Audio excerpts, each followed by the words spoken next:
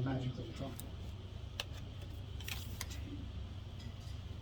Look at that. That was fairly smooth. Will you do me one favor? Yes. I put a stack of these Okay. on that table. Hand them on, be great. And then if you guys do me a favor, don't freak out when you look at the piece of paper. If you haven't noticed, what these are very good negotiators, so we will change things on that sheet later on, okay? So nothing to worry about. So, cool, I'm gonna tell you a little bit about a lot of things. One reason he was apologizing for saying that she was going to tell you all about wholesaling a great exit strategy. Well, it wasn't quite a big spoiler alert, for a good reason. It's a great exit strategy. But honestly, what we need to deal with is the inbound, what do you call it? It's not an exit strategy, it's an entrance strategy, right? How do we find deals and how do we make deals? That's actually more important no matter what you want to do. Because in a rapidly fast-changing market like this is, I mean, look at that market up there, right? You know things are changing. You look around, things are changing. You look at the types of properties everywhere, things are changing. So it doesn't matter what you want. You want to rehab, you want to wholesale, you want a landlord, you want to do commercial. It all starts with mainly two things. You got to find those deals and you got to negotiate those deals. That's the bulk of what we're going to focus on tonight when you guys come back on Saturday, okay? So totally awesome. So have some pen and paper ready because I'm going to draw. I like to draw. I find it a great way of communicating ideas. Whether you like to see things, hear things, or participate, you get to do all three as we go. So make sure you have a piece of paper and a pen. We'll use that a little bit later. And I'm going to talk very fast, mostly because I'm from Buffalo, New York originally. That also means I'll probably mispronounce a ton of things because that's what we do in Buffalo, New York. We mispronounce a lot of things. And I got to stay a little goofy and talk fast because I don't want everyone falling asleep. I don't want you joining the Brotherhood of Boredom because it's really weird when you stand up here and you see people sleeping in the seats. So if I get really goofy or start stomping feet or something, it's usually because somebody's falling asleep. So you'll know what's happening with that. I also have to talk very fast because when you told me I absolutely have to be done by midnight. So that's still true, right? All right. That's still So true, it's yes. very shocked. All right, fine. Maybe not midnight, but give me an hour and a half or an hour and a half plus 5 and 10, all right? I think we'll be in really good shape. Because I have a few goals for you tonight. The first one being, I want to help you find your missing piece. Raise your hand if you've done a real estate deal before. Woo! Awesome. Raise your hand if you have not yet done your first real estate deal. All right, good. So the not yets, I know what we got to do, right? We got to get you your first deal. The already done, are you doing enough? No. No one's ever quite happy enough. So there's a missing piece, right? If you're just starting out and you haven't done it yet, we know what the missing piece is. We got to get you there. We're going to identify your missing piece tonight. We're going to dig deeper into that on Saturday because finding that missing piece, that's when things get really fun and groovy. Finding that missing piece is when your business starts to flow, and then all the other awesome, fun things that come from that. So we've got to identify that missing piece, and that's what we're going to start to dig in on tonight. So in a little bit, when I have you do a specific exercise, I want you to participate because I'm trying to draw what the missing piece is out of you. And when we have like 30, 40 people here tonight, guess what? Your missing piece is different than your missing piece, than your missing piece, than your missing piece. Everyone's missing piece is different. So I've got to find a way, I've got it, to get you to identify that piece on your own. Because you'll be much better off for finding it. So that's goal number one. Goal number two, I want to show you how to make $9,600 in the next 60 days. How does that sound? Anyone like that? Yeah, $9,600 in 60 days. Now you think with a hot market like this, that should be really easy? Yeah, it is. Is $9,600 seem too high in the sky? I think your numbers are going up. Okay? My Washington, D.C. deals, $9,600 is on the low end. When you go to other parts of the country, $9,600 is just about rough. Some parts of the country, I'm thinking like Baltimore, it's on the high end. It depends. Here, you're seeing those numbers of appreciation. You got all these people moving into the area. It makes a big difference. So we're going to show you how to do it. Just shy of 10 grand, I really like that. And I want to give you a specific action plan to make it happen. I will tell you that action plan tonight. It's not difficult. You just have to do it. Does that make sense? In fact, I make things so not difficult because if you have like a really high bar and you got to try to get over it, it can be difficult. If you just put a little tiny bump on the ground, I know you can step over it. So I want to design everything to just be a little tiny bump at first. Yeah, it'd be great, right? Because then if the bump gets a little higher, you can still handle it. But you know you can do it. When I tell you to jump this high, you can't. You know you can't, so you don't want to do anything. So I want to make an action plan that's absurdly simple. So I'm going to share that and reveal that to you later on as well. Got it? Now, 100%. But I handed out on the, is that green or yellow? Yellow? Because I think my dad's wine color week, and I think it's coming on. I can't tell. Like it's just bright. It's glowing. Like it needs batteries. I think. All right. So that's 100%. You can say no. I'm going to offer you something tonight. I'll offer you something on Saturday. If you like what I have to teach and you want more, say yes. If you don't, say no. It's okay. 100% either way. Only one thing I don't allow. No maybe. You can't say maybe. Maybe it leaves you stuck. Maybe it doesn't do anything. Yes, it passes you ahead. No says fine, it's not for you, and that's okay. Maybe is a problem. If you're spending most of your life on maybe, you're kind of wondering why nothing's happening. Even Whitney's talking. Right? You can't say maybe, all right? So no maybe. You say yes or you say no. So wholesaling is one of those interesting words. I know that's odd. Hey, Tom's a wholesaling speaker, and now I'm going to tell you I don't like the word wholesale. In fact, I can't stand the word wholesale because it doesn't make any sense in real estate. In fact, if you look it up in the dictionary, Mr. Webster says the wholesaler is the merchant middleman. What on earth does that mean?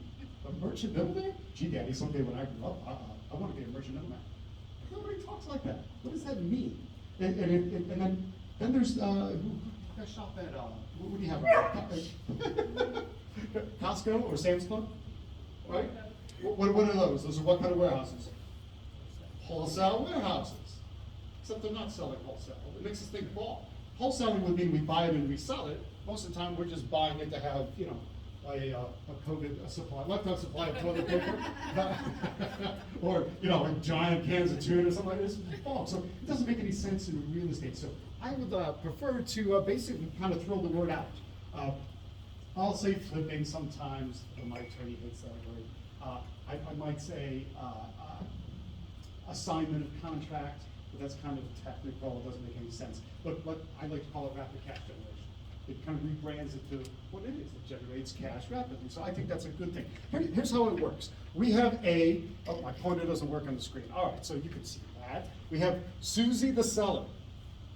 Most of the time, my motivated sellers are 82-year-old women, widows, to be specific. Anyone know why? They were rental properties and the husband's dead. The second part is absolutely what I'm thinking of. Sorry, fellas, the husband's dead. Usually tends to be the case, right? We go first, guys. It's just the way it is. So I tend to deal with a lot of older widows. Whether or not it was a rental property might be their own property. I'm quite sure that people are getting older here in Knoxville, right? Yeah, it always happens. It's almost unavoidable. Therefore, it's a great source of leads, no matter what. Well, I market for those particular properties. So along come you and me, the rapid cash generator wholesale. I show up with a contract, a whopping 4 pages. I work with 2 attorneys to get my contract down to 4 pages. How long is your board contract in Knoxville? 9 pages. 9, 11. A book. And then some addendums? Oh, yeah. Yeah, Tons of that's those. all addendums. Yeah. Because every time something goes wrong, some attorney writes up another clause, right? And the next thing you know, you've got 3 pages, 4 pages, 5 pages, it just keeps growing. I whittled all that down to 4 pages because it's just a lot smoother and a lot simpler. It's easier to manage 4 pages, and it's easier to let someone else absorb 4 pages. They can sit at their kitchen table, read it, and understand it, and not feel scared of it. And that's really what we're after, right? So there's quite a big lesson in that as well. So we negotiate back and forth. I get the seller to say yes. Yeah, one of the most exciting words in the English language is yes, right? All the cool stuff happens in yes. So we go in yes, but yes isn't enough. And signing the contract's not enough. We have to bind that contract. Everywhere except Louisiana. They do things weird in Louisiana, right? You gotta bind it. The $100 down. Just $100, guys. But you gotta put it down. On Saturday, remind me, somebody asked me, and I'll tell you a story about how I know you really got to put that $100 down, right? Otherwise, you can lose something pretty major. Then I come, look, let's say this is a rundown, dilapidated property, which it normally is. because she's an 82-year-old widow and didn't exactly keep up on the property. And it still looks like it's 1964 inside. And that's not what the modern buyer coming over from California wants these days, right? That's the way it works. So I need to find a rehab. Now, what's my number one place to find rehabbers to sell my deal to? Any guesses? Exactly, right here. Right here. So you do come every month and you all remember, correct? Yes. Yeah, so rehabbers, show your hands. Who fixes them, flips them? Tyrone's, I know you do. All right, good, good, good. Who's the landlord? Buy them, rent them out. Oh, yeah. Or want to be good. Wholesalers? Or want to be wholesalers? Good. It's usually a mix. Notice that some hands are up multiple times. That's what we're after. So number one spot I'm going to find them is here. And now we have to negotiate. I say, look, I've got 123 Main Street, Knoxville, Tennessee under contract. And it's a good deal because of X, Y, and Z. We'll talk about that later. And they say, yeah, I want it, Tom. So how do I transfer it to them? Well, I use something called an assignment contract. My assignment contract is a whopping one-pager. Don't let the short list fool you. It's got 8 clauses that are exactly what you need to do to make sure you control it, and make sure you protect it, protect yourself, protect your seller, control your buyer, right? It's all in there. Because then what happens is at the settlement, who's showing up with the money? The buyer, the ultimate end buyer. Be that a rehabber or a landlord, who's ever buying it from me. They're the ones bringing the money to the table, not me. I like that, all right? Then, some of that money comes over to me. I like that. I deposit it into Hip National Bank, which is my favorite bank. I have 2 branches, left hip and right hip, and it's good. And then the bulk of the money, look at that, the bulk of the money goes to the motivated seller. If she's got a mortgage, she pays it off. If not, it all goes into her Hip National Bank, and she's happy. So it's very good that way. At settlement, now eyes on the screen, that property goes directly from the seller to the ultimate end buyer. Where did that property never go? Yeah, it never came into our name, right? So we stay as the wholesale. That's the power of an assignment contract. I don't have to go back there and sign anything else. I don't have to go back to the well the second time and draw more water. There's just no complication. And it never comes into my name, so I don't have double title charges, double settlement fees, double document prep fees, and one really nasty thing, the tax. Since I've never owned the property, there's no capital gains tax, specifically short-term capital gains tax. And I got a whole way around any tax in the end, but it's really good that way. Short-term capital gains will kill about 1/3 of your deal. So if you make $9,600, you owe about $3,300 to the government. And that's even at the federal level. So Tennessee's tax friendly, but Sam's not. Right? So that's good. We want to pay attention to that. So that's one of the reasons I like doing things by assignment. Now, how did I learn to do wholesale? I was born a wholesaler. Did you know that? No, certainly not. Yeah. No, I learned underwater, but no, severely. It was a drowning, not intentional, but maybe stupid. I'll let you guys be the judge of that. Rewind. 21 years now. Must be getting 46. I turned 47. Yeah. Okay. Well, time flies. Very good. Haven't thought about that. 2001. I had a job, corporate job, office job. Yeah, it was a few years out of college. I thought, oh, everything's going to be great. This is going to be so awesome. After a couple of years, I felt beat down. Anyone ever feel that in a job? Even a job you maybe once liked and loved, but I'm sorry, after a while, it just ain't that exciting. Yeah, well, my job honeymoon only lasted a couple of years, and then I was hating it pretty bad. And the commute, then they moved the office further out into Virginia, away. I was in Washington D.C. at the time. Moved it further away from me, and it was just the commute got worse, and they're not paying me anymore for my commute. That's not time on the clock. It was awful. So everything was kind of going the wrong way. So I did the only logical thing you can do, and that is escape. Saved up my 2 weeks of vacation, called some buddies up, went on a massive boys trip to India for pure raw adventure. Like exotic, awesome travel. We're going to India, and it was like being Indiana Jones. And I loved it. Like, this is great. First day, we're getting on a raft and we're going down the Ganges River. And I'm so excited. I think this is great. I've escaped the job. I've escaped the debt. I've escaped everything. It's not escape. It's escapism, which is, basically a drug of choice, really. If you want to boil it down to what I was doing, it was just escapism. So there's Michael, my buddy Rich is taking the picture. This is me here, and the dopey-looking guy on the left is Harry. So crashing down the river, and so they rank rapids. 0 is like your bathwater. 6 is impassable.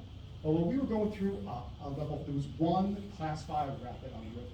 I guess 5 is you probably shouldn't try. I didn't stay on the boat through that rapid. In fact, I couldn't quite. As I felt myself going over the edge, it was one of those last-minute things where you remember trying to grasp at everyone. That poor girl sitting next to me, I was like, really grasping at her, grasping at the line on the edge of the raft. Couldn't do it, and suddenly, I'm underwater. Not a big chance to breathe. It's funny how you can remember every single word of a safety briefing when you need to. I didn't even realize I was paying that close of attention, but suddenly I was doing everything right. I had the oar down my body, I had my legs tight, but then I'm bouncing into things. I'm bumping into rocks, and I'm tumbling and I'm turning. There's bubbles everywhere. I don't know which way's up, which way's down, which way's forward, which way's back. I'm wearing a life vest and a helmet, so I'm sure at some point I'm probably going to come up. I'm supposed to come up. Maybe I'll come up, think something good. Well, I really need to come up there. I need to breathe. Oh, yikes, I need to breathe. And then the weird thing was, you ever pass out before? When your vision gets a little narrow for a while before the pass out? My vision was starting to narrow. Oh, crap, I'm going to pass out. This isn't good. Then I had this rush of anger. I was mad. Geez, if I don't make it out of this, my mom's not going to be very happy I killed myself on a trail. That wasn't good. And then what have I done? All I've done is go into debt. It's $113,000 in the hole. And all I'm doing is playing escapism from a job I don't particularly like. After getting a degree that wasn't particularly useful, history degree, it was kind of, what was left. And so I'm angry. And I don't know what to do. And one thing kept coming into my mind. It was this line from a Japanese poem. You only live twice, once when you were born and once when you look death in the face.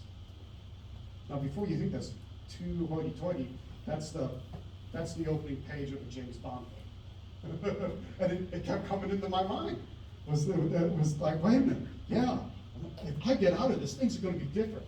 Things are going to be different this time because I'm going to do something big and it's going to be different, and I'm not just going to be in debt and just escape it. Next thing you know, my head was above the water. And I still couldn't breathe because I had an esophagus full of river water. The whole time I'm going, oh, wait a minute. The travel doctor, when she was giving me the shots, not giving me shots these days, right? But, the shots for things that you might catch real back then, it was kind of weird. And she said, whatever you do not drink any groundwater. It's very dangerous.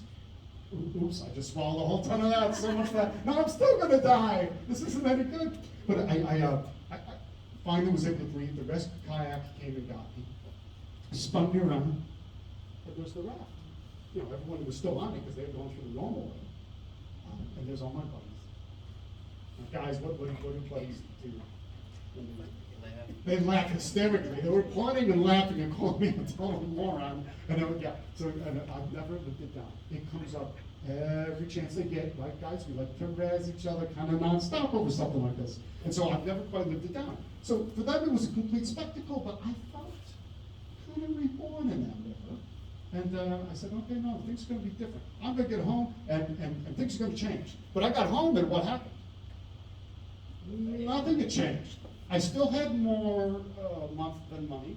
I was still 113 grand in the hole. I still had to go back to the job, but this time I had no more 2 weeks vacation. It's going to take another year before I got that back. So suddenly nothing was good. I can't quit and walk away because what am I going to do? How am I going to pay all those bills? Crap, I'm stuck. Drowning again in my own, just out in a river of my own wrongdoing. It was awful. So that didn't work out very good. Then something weird happened. A friend of mine handed me a book. Literally kind of came over one day and said, hey, I was cleaning out my bookshelf and I found this book. I think you might like it. Who's read Rich Dad Poor Dad? Okay, yeah, all right, almost unanimous. He goes, I heard it's changed a lot of people's lives, maybe it'll change yours. I went, really? Well, I picked it up, I started reading. I couldn't put it down. It's like 2, 3 a.m. now, and I finished it.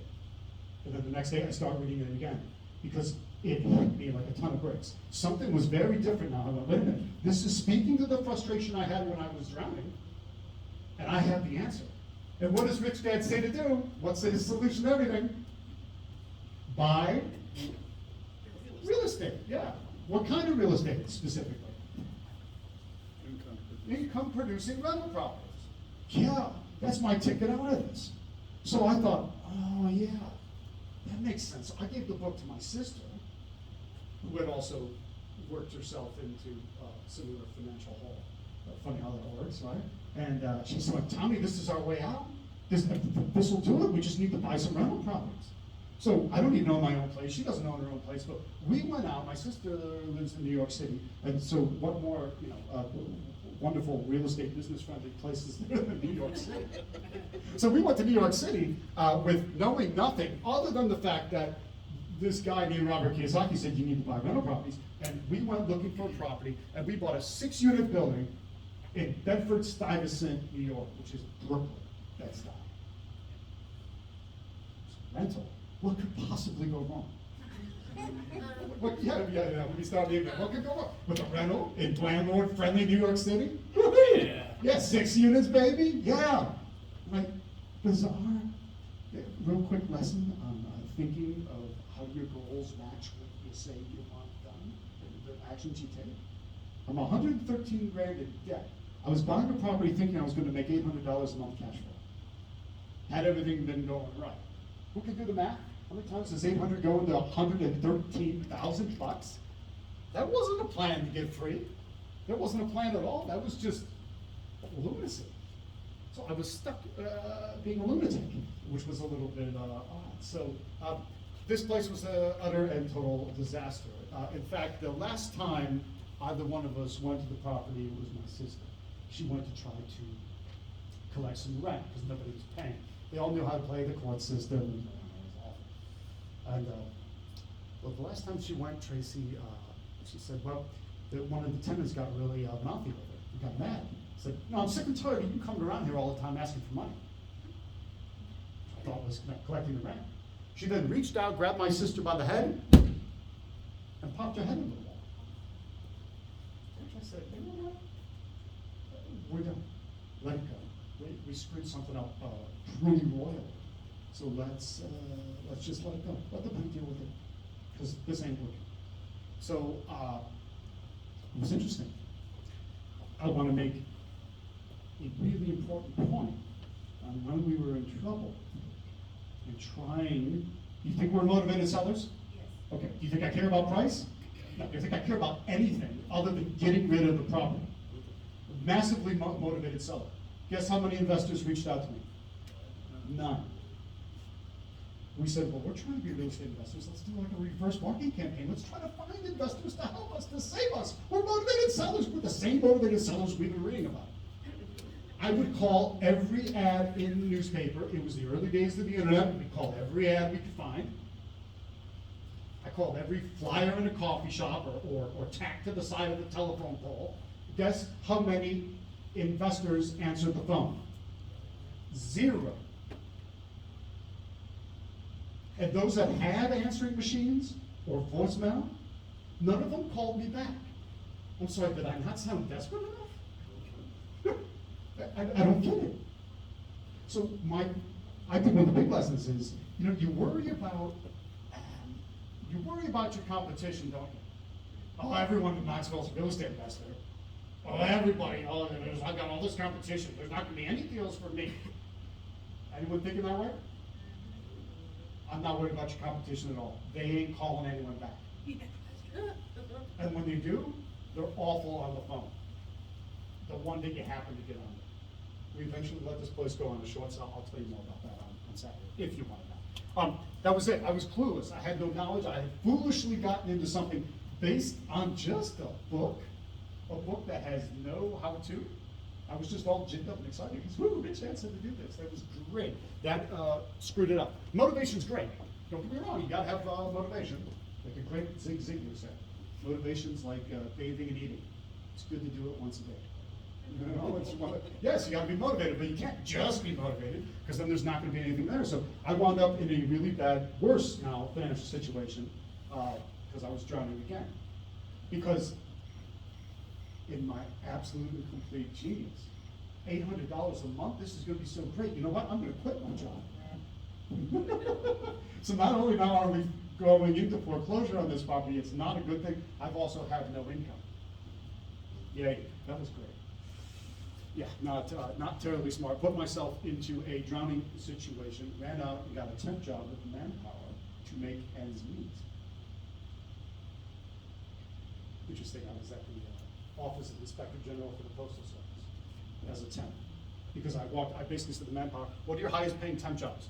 I'm quite sure I could do it, just what's your highest paying temp job? And I took it. And then at some point, they moved me in that office to answer the hotline, and when people were calling with tips that they needed to have investigated. But I would say 1 out of 10 calls was actually something that needed to be investigated. 9 out of 10 calls were people complaining and whining about receiving junk mail. Which was amusing, because then I would go home and my answering machine was full of people complaining about me sending junk mail from my real estate advertising. So it was great. You know, I got it all day long, and then I'll leave me alone. It was fine. But the lesson there, don't worry about being accused of junk mail. Who cares? Someone you're never going to meet is going to complain about something you do. Who cares? Don't worry about it. Move on. You'll be just fine. Accidental discovery. During that time, I just hard-headed enough that I didn't take no for an answer. I said, we must have screwed this up somewhere. I am not, I've done more research now, I've read some more books, some of them have. I had showed up at a RIA meeting. My version of Knox RIA in Washington, D.C. was called Capital Area RIA. These days I run it, I changed the name to Traction RIA. I showed up at my version of Knox RIA, and there was a room full of people that actually do real estate investing. This wasn't just in a book with a purple cover. Amazing. Huh. And there were people, there were men and women who bought houses and fixed them up and resold them. There were men and women who bought houses and kept them in for tenants and rented them out. I thought, this is great, fantastic. So I started marketing again, close to my local areas. I said, look at this, I'll have support if I need it.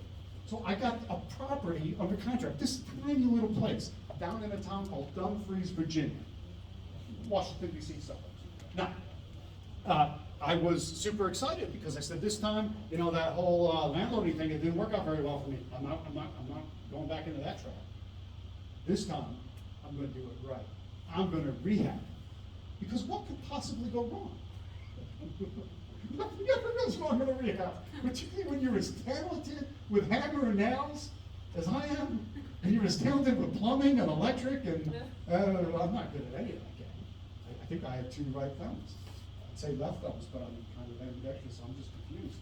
All right, so yeah, it was bad. I almost got into trouble, but I lucked out because at Maria we have a success story session. You can stand up and say, hey, I got this deal. So I stood up and said, hey, my name's Tom, and I got this property under contract in Dumfries, and I'm going to fix it up, and I'm going to make a fortune. And I said, yay, Tom, that's great.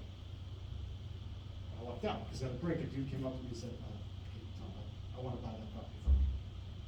I said, yeah, you know, I'm not done yet. I haven't started. He goes, yeah, right, kid. I said, no, he goes, I want to buy it from you right now as it is. Just assign the contract to me, I'll take it over and take it from there. I'll pay you. You can do that? Legally? Really? I said, yeah, it's not that difficult. I'll walk you through the process. So next thing you know, I assigned my contract for almost $23,000. It was $22,819.66 from doing what? Nothing. Basically nothing. Well, I had marketed and found out, I negotiated, there was something. But I didn't have to do any of the stuff that I would have screwed up. This guy saved my life, I think. Because just like I walked into the trap with a rental I wasn't ready for, I was ready to walk into a rehab I wasn't ready for. Oh, I thought, 23 grand? What if I do this again and again and again? That would be totally awesome. That would actually get me to my freedom. And so I just kept doing it again and again and again. I focused solid 6 months, I knocked that 113 grand out. This was awesome feeling, right? When you're that, like, you pay off that last credit card, you go, oh, this is good. Times are great, this is totally awesome. You do have true freedom. I was able to kiss that temp job goodbye, which was good, right? And I'll tell you that too. I could travel without worries, didn't need to beg a boss for time off. Hey, if I want to go back to India and drown myself, I could do it without going into debt to do it. And I thought that was a good thing. I said, this is fantastic. So I finally had life on my own terms, and I like that. So why am I here? Why come to Knoxville? Why come back for Saturday? Well, I'm going to blame the kid on the left. So this is 2005 now. That's me on the right. That kid on the left is named Mikey Fitzgerald. He's a character and a half. He is he's a kind of ADD, all over the map, moves a mile a minute, can barely focus on anything. Mikey came up to me at one of the meetings. He said, he had this weird kind of almost scared look in his eye. He said, can you teach me to do what you do? I said, teach you? I don't know. Because I really need to learn. I said, no, you're okay. He goes, look, and he explained it. He said, Tom, look, I desperately need your help. I'm a poor kid from a poor part of town. I grew up with nothing. Most everyone I went to high school with is strung out on drugs and is in a really bad place. Just have my siblings are the same. I joined the Army to get away from it all. So he told me he was Army Airborne for a few years, and now he's out.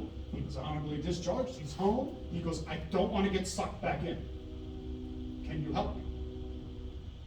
All right, well, when you put it that way, what am I supposed to say? I said, well, let me figure out if I could teach to do what I've just stumbled across doing, really.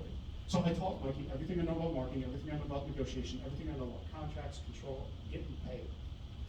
And got him through his first couple of deals. Now, this is at his first deal, and he's excited, he's electric, he's going, this is fantastic. He's on his own. I said, all right, cool. And it was a cool feeling, I'm not gonna lie. It was a nice feeling to kind of school somebody and have them learn it. It was great. Then it was also a cool feeling, but a couple years goes by, it's 2007, and Mikey sends me this photo. And I said, new deal, Mikey?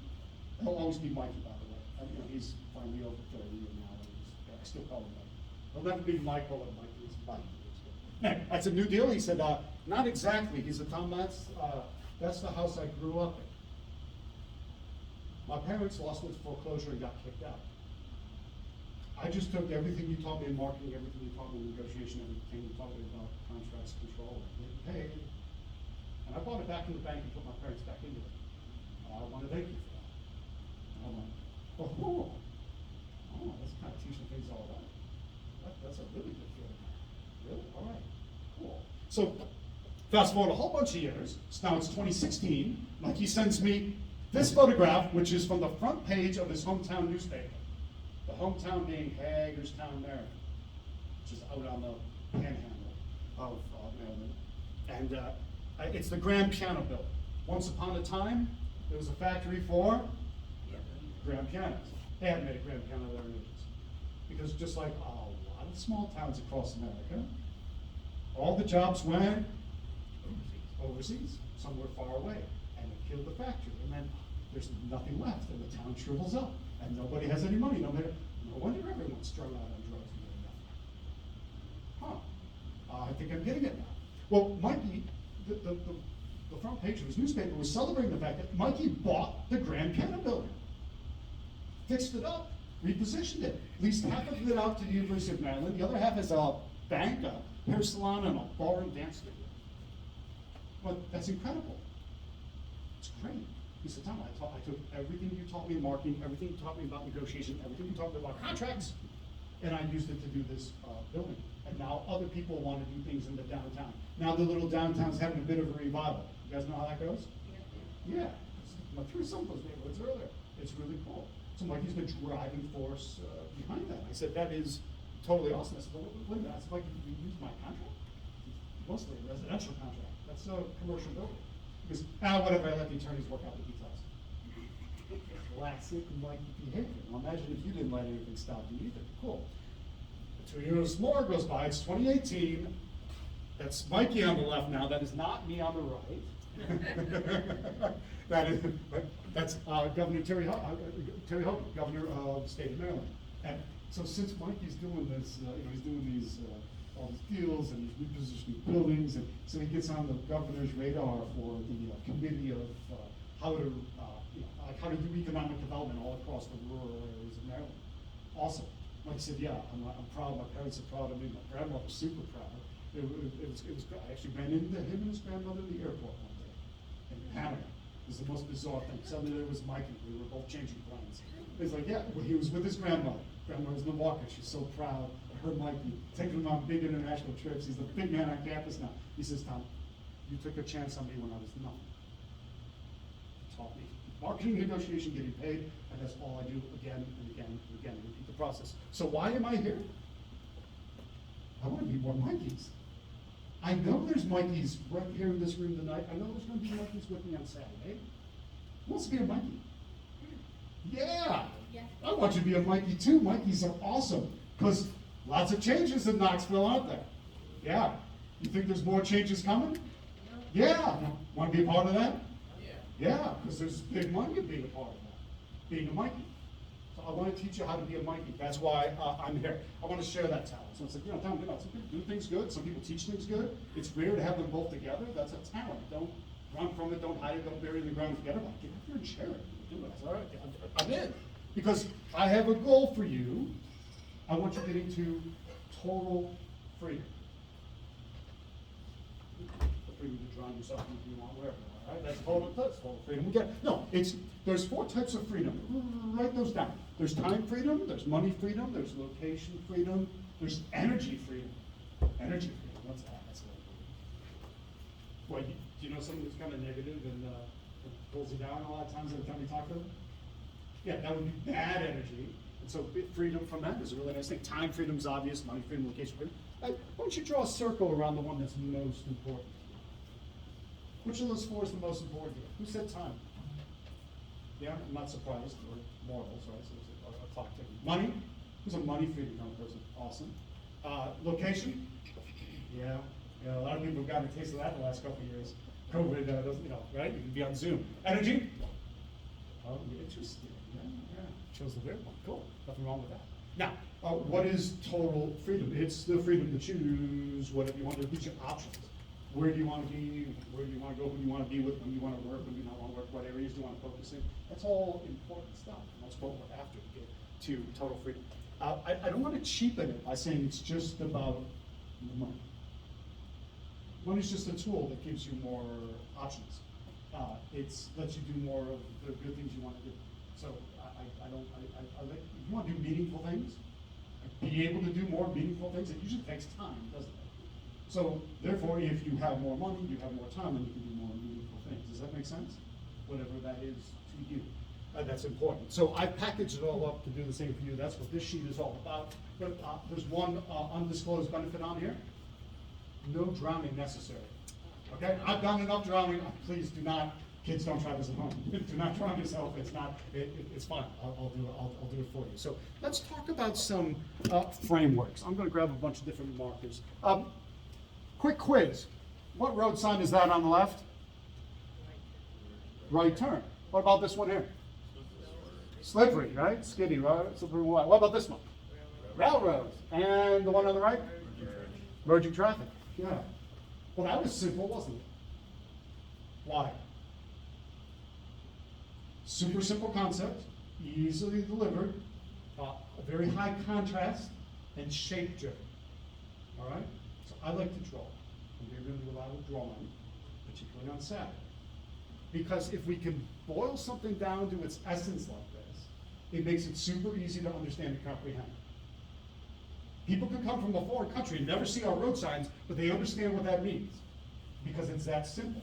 So let's break our real estate business down that simple. Here's how it's going to go. Draw along with me.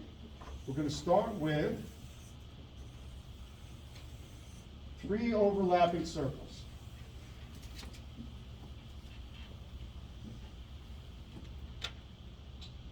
And let's see. My guess is this blue is too light. No, it's not too bad. All right. Foundation of the business. In order to succeed at all, remember, it doesn't matter if it's wholesaling, rehabbing, landlord, right? It doesn't matter which exit strategy. When we start off, we have to learn how to find deals. It's a marketing thing, right? We've got to find the deal. We've got to find the motivated sellers. We don't have a choice. Once we find them, it's not a deal just because your phone rings, is it? No, never. Maybe once every 5 years, it's a deal right out of the gate. But most of the time, you get something lukewarm. What do you got to do with a lukewarm lead? Warm it up, heat it up, make it red hot. So you do that from negotiating. When you do that by making the deal. Making the deal is negotiation. Negotiation, even the word sends shivers and fear into people's spines. Negotiation does not have to be awful. It should not be awful. Negotiation is actually really fun. It's my favorite part of the business. We're going to spend a lot of time on Saturday learning negotiation. I'm going to teach it to you my way, which it comes across really easy. You're going to comprehend it, you're going to get it, you're going to go, wait a minute, this is not bad. This is not high pressure sales. This isn't slimy used car salesman sales. This is really nice. And it's good that way. I'm going to teach it to you so it fits you like a glove. Because when you understand the techniques, I teach negotiation modularly. There's all these different modules. I teach you the modules because then you can stack the modules in any order you need to. Because every deal is a little bit different. So you might stack them this way, and then you restack. It's like Legos, right? You just keep rebuilding it any way that you need it. The goal of a good negotiation is the word. Win-win. Well, we want to make a win-win. What word are we trying to get them to say? Yes, right? We said that's a great word. When they say yes, it still doesn't rain money. Then we got to know how to get paid.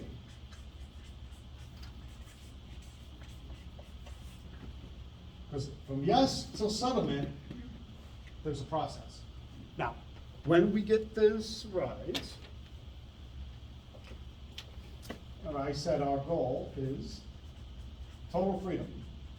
Put total freedom in that beautiful, sweet spot in the middle. That's how we're going to get there. We're going to learn to find deals, make deals, and get paid. Now, there's some other benefits that come from that along the way. When you build a marketing machine up, you've got letters going out, postcards going out, ads going out, and word of mouth, and you got people sending people with problems to you. You get a flow. Put flow in here. You get lead flow coming in. The more lead flow you have, that leads to more deal flow. The more deal flow you have, the more money, cash flow that you have, right? Lead flow, deal flow, cash flow. It's flow. We want to get you to a state of flow. You build a marketing machine up, all you want to do is keep oil in that marketing machine. You don't want to shut it down, because then you get a kind of stop-start, right? We want to keep that going. So one of the things we're going to be talking a lot about on Saturday is building up this marketing machine so that it's always producing flow for you. Now, when you get good at negotiation, when you learn to take somebody from saying no and get them to say yes, what does that do to you? It makes you more confident. Yeah, you get confidence.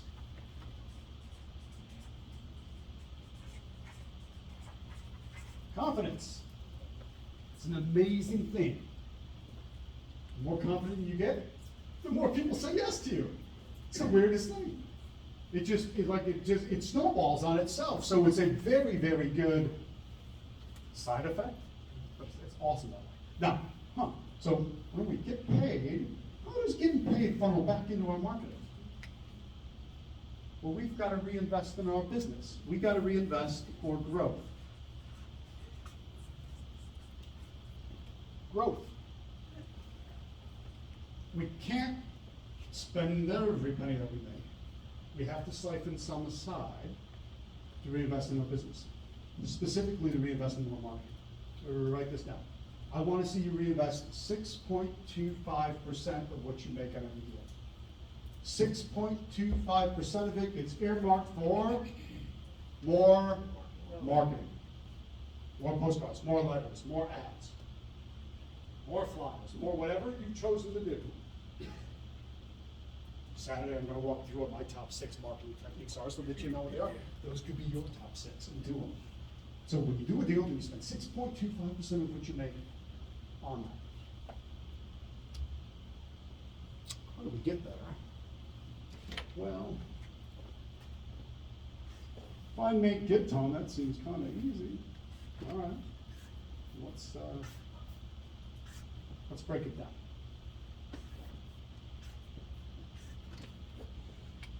Here's how it's gonna roll. To master each of these three categories, there are three subcategories, three accelerators for each one. So there's 9 accelerators total. Make sure you're writing these down because it ties exactly into finding your missing piece, which we're gonna do in just a second. So on marketing, the first thing you gotta understand is literally the market. The market is the who that we are after. Who are we after? Motivated sellers, right? Not just any old seller, a motivated seller. What motivates somebody? Need. What kind of needs? Financial needs. Divorces. Relocation. Inheritance. What's that? Death in the family. Foreclosure. Tired landlord. College tuition bills coming due. Bless you. Divorce, yeah, I think we said divorce always comes up a lot lately. I don't know why. It's weird. The divorce is good. Yeah. Tired landlords, specific. One of my favorites. Out of state absentee owners. Properties here in Knoxville, Tennessee, but the tax bills go into a state that is not Tennessee. With all sorts of issues. What did I say? We said probate, so an inherited property or old age. All right, so there's what, 10, 11, 12 different ideas for what creates the market. Well, now that we know who, we've got to know what to say to them. What we say to them is called the message. We got to get the message right. What I'm specifically interested in getting, and what we'll be drilling into on Saturday, is getting the message to market match correct. Getting the message to market to match. Because if I send a tired landlord letter to a list of people in divorce, does that make any sense? No. Are they going to connect with that letter? Are they going to pick up the phone and call me? No. But if I send the divorce people a divorce-focused letter, and tired landlords a tired landlord-focused letter, and the pre-foreclosures-focused letter, you see how that would improve my response rate? That's what we're after. That's what I'm going to show you how to get. You got to get this message to market match correct. Now, the third key element of marketing is playing off of this, but I'm going to call it multiply. Multiply. Repeat. It's not enough to send one round of postcards one time. It's not enough to send one letter one time to one list. It's not enough to run an ad one time. Repeat, repeat, repeat. You got to drip, drip, drip, drip, drip on people. Otherwise, what happens? They forget about us. There's no response. Our response rate is 0 because there's no repetition. Oh, maybe you get lucky on that first mailing. You know how often that happens? Not very often. Most of the time, it's drip, drip, drip, drip, drip. You know this. You know this instinctively from watching TV or listening to the radio. There are commercials that you know every line. You sing along with the radio jingle on the radio, right? Because you heard it one time? No, because you've heard it so many times. You're going nuts if you hear it again. Because they drip, drip, drip, drip, drip. That's repetition. That's the multiply. So why should we be any different? Not at all. So one of the things I'm going to talk about on Saturday as well is what's our repetition cycle on these different types of markets and the different types of messages. So that's our finding the deal. When we move on to making the deal, so they call us, or they email us, or they fill out the form on our website, whatever contact method it is, first thing we need to do is pinpoint. Pinpoint. What on earth do I mean by that? We've got to figure out, what's your problem? Why are you calling? What are you responding to? What do you need out of this? If we start to define their problems, we're going to pinpoint what their problem is. And this is a $5-star $1 million idea. Just trust me on it. I think it'll make sense when I say it. But when you learn to talk to somebody, about their problems, and you learn to articulate their problems even better than they can, they naturally assume you have the solution, right? Because you understand it so well. So that's when you're good at talking to people. That's what negotiation is all about. It's talking to people. Just talk about their problems. Pinpoint that problem, because then we are able to package up a solution. We can package up a solution that works. That works for what? Solving their problem, which is we know how to do because we pinpointed the problem. Make sense? But it's interesting. Just because you present somebody with a solution that solves their problem, do they automatically say yes? No, they don't. What do you have to do? Convince them. Convince is a good word, but you know what? I'm sticking with P words for this sector here. So what's a P word for convince? Persuade, absolutely. So you gotta persuade. Persuade. You gotta persuade them to say yes. That's the essence of negotiation, isn't it? Is that the art of negotiation? Actually, I'm gonna argue it's more of a science than an art. And what we will start to dig deep in on Saturday is the science of negotiation. That's a good thing that it's science, not art. Because art is a hard thing to train for and learn. And science is not. You just learn what it is. The techniques I'm going to teach you, there's 6 specific ones I'm going to start with on Saturday. You're going to walk out of Saturday an exponentially better negotiator than you walk in. I don't care what level you're at.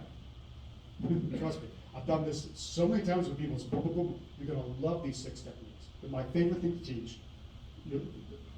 I get even goofier on Saturday, right? So, but it's fun that way because then you will remember and you will know what these are, and boom, it changes everything. Because you're able to move somebody from saying no to saying yes. And yes is where all fun stuff happens. Such as, they say yes, the first thing you need to do is put that property under contract. It's got to go under contract. Gang, we do not have a choice. I can't sell a house on a handshake. We can shake hands, but I legally, by law, have to have a written contract on the property. So what do you think happens then? Right? I got to do it. So yeah, we're going to get a written contract, but the contract scared people. I told you I use a simple 4-pager written by me with 2 attorneys, and one of whom's a broker, right? Just cut all of this, and a 1-page assignment contract. It's beautiful that way. Now, does it start raining money just because you have a contract? Surprise, surprise. No. You know what happens along the way? Conflicts. There are conflicts that occur along the way. Things can go wrong with the seller. Things could go wrong with the buyer. Things could go wrong with the attorney. Things could go wrong with the title work. Things could go wrong with you, with your focus, with your attention, with your life, right? Yeah, things go wrong. There are conflicts. I would argue we get paid for managing the contracts the right way. Does that make sense? That's what we're after. And how do we do that? Control. Everything we do, in fact, our contracts give us control over the buyer and the seller. We need to control ourselves, our emotions, our anxieties, our fears, right? Make it happen. That's how we get paid, and then we can reinvest the growth. 9 categories. You like that? Have you ever seen the business broken down quite like that before? No. It's valuable. You know what's really, really valuable? Is now if we identify your individual missing piece. So there are 9 elements here as we go along the outside. Here's what I want you to do. Next to each of the 9 on your little drawing, if you are doing fantastic in that category, put a star next to it. If you're doing so-so, then put a dash line or a squiggly line, something. And if you ain't doing any good in that category doesn't exist, or it's just that's your weak point, put next to it. You should have 9 symbols next to each of the 9 things. Do that now.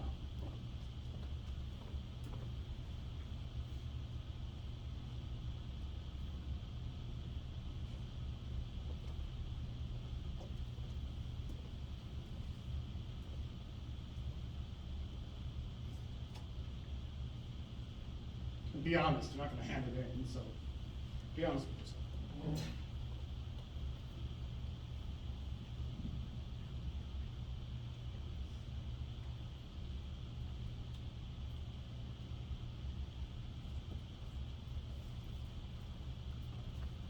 Who's got 9 stars? Let's see those hands. Nobody's doing totally perfect in all categories? I'm shocked. Color me surprised. Not gonna happen, right? Okay, fine. Does anyone have 9 X's? It's very honest. Don't worry about it. Thank you. 7 X's, that's fine. Okay. No, that's very honest. There's nothing wrong with that. You know what we gotta work on? All of them. And, okay, great. We know where to start. Now, the rest of y'all, that means there's a combination, right? Some stars, some X's, some squiggly lines, right? It's something in between. Okay. But we know what we need to work on. We need to change the X's to dashes, and we need to change the dashes into stars, correct? And there's a process. You generally don't jump from X to star. You go from X to dash to star. There's a process. We want to get better at each of that. I think we might have just identified your missing piece, haven't we? Or, I'm sorry, pieces. The missing pieces. You know what you're stuck on now. Do you know how much further ahead that puts you than almost everybody else in life? Think about it. You now know what you need to work on. So what can you go do? You gotta go fix it, go work on it. Because I think a lot of times people get stuck going, I don't know what to do. It's just not working for me. Well, what's not working? I don't know. What's it? Or, now we know, it's one of these 9 things, or multiple of the 9 things. So tonight we're starting to unlock these. We identify them, we'll start to unlock them. Saturday, oh yeah, we go deep into these to get you to understand what's going on. So, what I do with a remote control. Oh no, man lost remote control, that's what happened. It's trouble. All right, my wife made me a sign at my events. It's a remote control goes here, and there's a big arrow. Guess how many times I put the remote control in? 0. I mean, it was a nice thought, but it's just not going to work. I set the thing down and I forgot about it. And these things happen. So imagine making that 9,600 a deal that we've been talking about. Okay. Remember what I said to reinvest into your business? How much? 6.25. Okay. So that's in this case that's $600. So you got $600. More marketing, more postcards, more letters, more ads. More online ads, more door flyers, more driving for deals, whatever it is that you want to do, great. That leaves a $9,000 positive balance. You know what I want you to write down now? What are you going to spend your $9,000 on? What are you personally going to spend your $9,000 on? And I'd love to hear from 2 or 3 people. You're going to pay off all your credit cards? Yes. Fantastic. What about doing? Buy a car. What about doing this in your IRA? We'll talk about that on Saturday. He said, what about doing it in your IRA? Oh, it's fantastic. But let's save that for Saturday. All right. I'm overwhelming enough tonight. Let's save some overwhelm for Saturday. All right, that'll be good. What else? Let's hear 2 more about a vacation. Fantastic. I got lots of things to do. Purchase a what? Purchase more property. That's a serious investment. More properties, yes. I will allow you to do that. One condition, and this goes for everybody. I'm using you as an example. It goes for everybody. You also got to spend something on something, some reward, right? Otherwise, it's all stick no carrot. So that might just be dinner. So dinner out. That's it. You know, we go blow $100 on dinner, and I'm happy. There's some sort of mental reward. It does help to have something that, hey, I want to do that again because that was fun.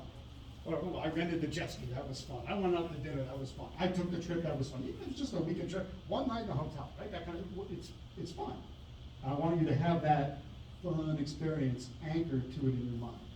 We get a little psychological here. Yeah, a little bit, guys. There's a mindset component to it. All right? Now, the key to the business, write this down. I've said the word a few times tonight, and many of you have said it too. It's not just sellers, it's motivated sellers. Well, write down my definition of a motivated seller, please. A motivated seller needs to sell the property even more than they want to sell it. They need to sell it even more than they want to sell it. Gosh, why would that happen? Lots of reasons, like the dozen we said before, because there's something wrong in their life. They have a problem that needs to be solved. Now, the reason we're doing this, in our marketing, we're actually teeing ourselves up for the next part, for the negotiation.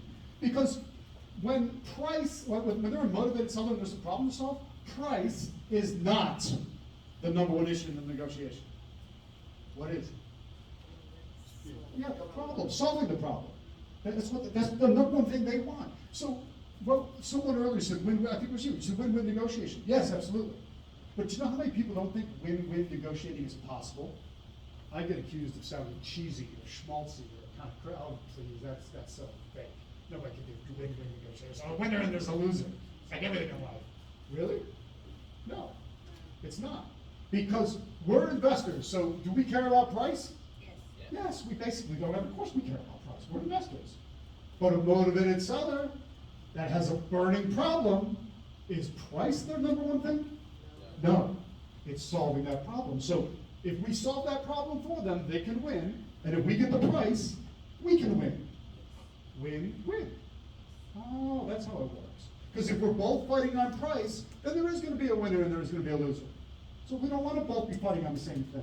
So in our marketing, we're already searching for the people who, price is not the number one issue. It tees us up. It makes the negotiation that much easier. Does that make sense, Ken? Okay, so all of my different marketing techniques are based on finding people with problems, because then we're talking to people who price isn't their main thing. It's solving that problem. That's when we get to be their hero too. It's awesome. That's a good feeling. Think of Mikey, right? Think of him as a motivated seller. He had a problem, but, he solved real estate, but by focusing on other people that had problems and solving them. So it really, that's the good part of the business. So why do people fail? They fail because they don't get this part right. They fail to find deals. Normally when you draw this kind of diagram, you got the one circle on top and two on the bottom. I flipped it upside down. You know why? Because the entire world is being held up on the shoulders of marketing. You have no business if you don't get the marketing right. You'll never get deals, right? Nothing's ever going to flow. You're never going to close deals. Like, this part is fun and sexy and exciting and wonderful to learn, and it's cool, and all the contracts are great and clear. So what? You'll never get to do any of that if you don't find motivated sellers first. Because that's the number one reason people fail out of the business. They don't find anything. So here's the problem. When you get marketing wrong, it's tumbleweeds out there. It's just silent. It's the sound of crickets. You have no deals, period. And that's not a nice place to be in. But when we turn it around and we learn to get marketing right, then we get a stampede. A stampede of motivated seller leads. That's when the cash starts to flow. And flow is a much better place to be in, because then things start to happen. So let me introduce you to one of my students. This is Neva. Now, when you join my tribe of I want to make money in real estate and I learn how to do it right, good marketers. I like to talk to you, get to know you. Hey, where you're from, what are you doing, what are you after, what are your goals? Well, Neva said to me when I took her through that interview, she says, it's an interesting thing, Tom. I want the security of knowing I could do something on my own. I want to have a family. I'm married up, but I want to start having kids. And I want to be able to spend time with those kids. And she goes, it's a weird thing. She goes, I thought I wanted that corporate job so bad. And she had a good corporate job. She goes, it's interesting though, it's almost like golden handcuffs. Because what would I do without it? She goes, and I just let that simmer in the back of my mind, and it was fine. Until there was talks about a merger at work. Oh, now what happens after a merger? Layoffs. And she said, well, what if they lay me off? What's going to happen then? Boy, everything comes crashing down. That's not very good. This isn't, she didn't like it. She wanted to have the control of being on her own. She said, can you help me? Yes.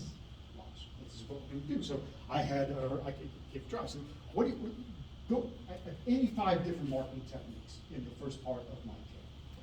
It's not because you need to be doing 85, but you can't tell me you don't know what to do for marketing. Nonsense. I just gave you 85 different whats. Just say which.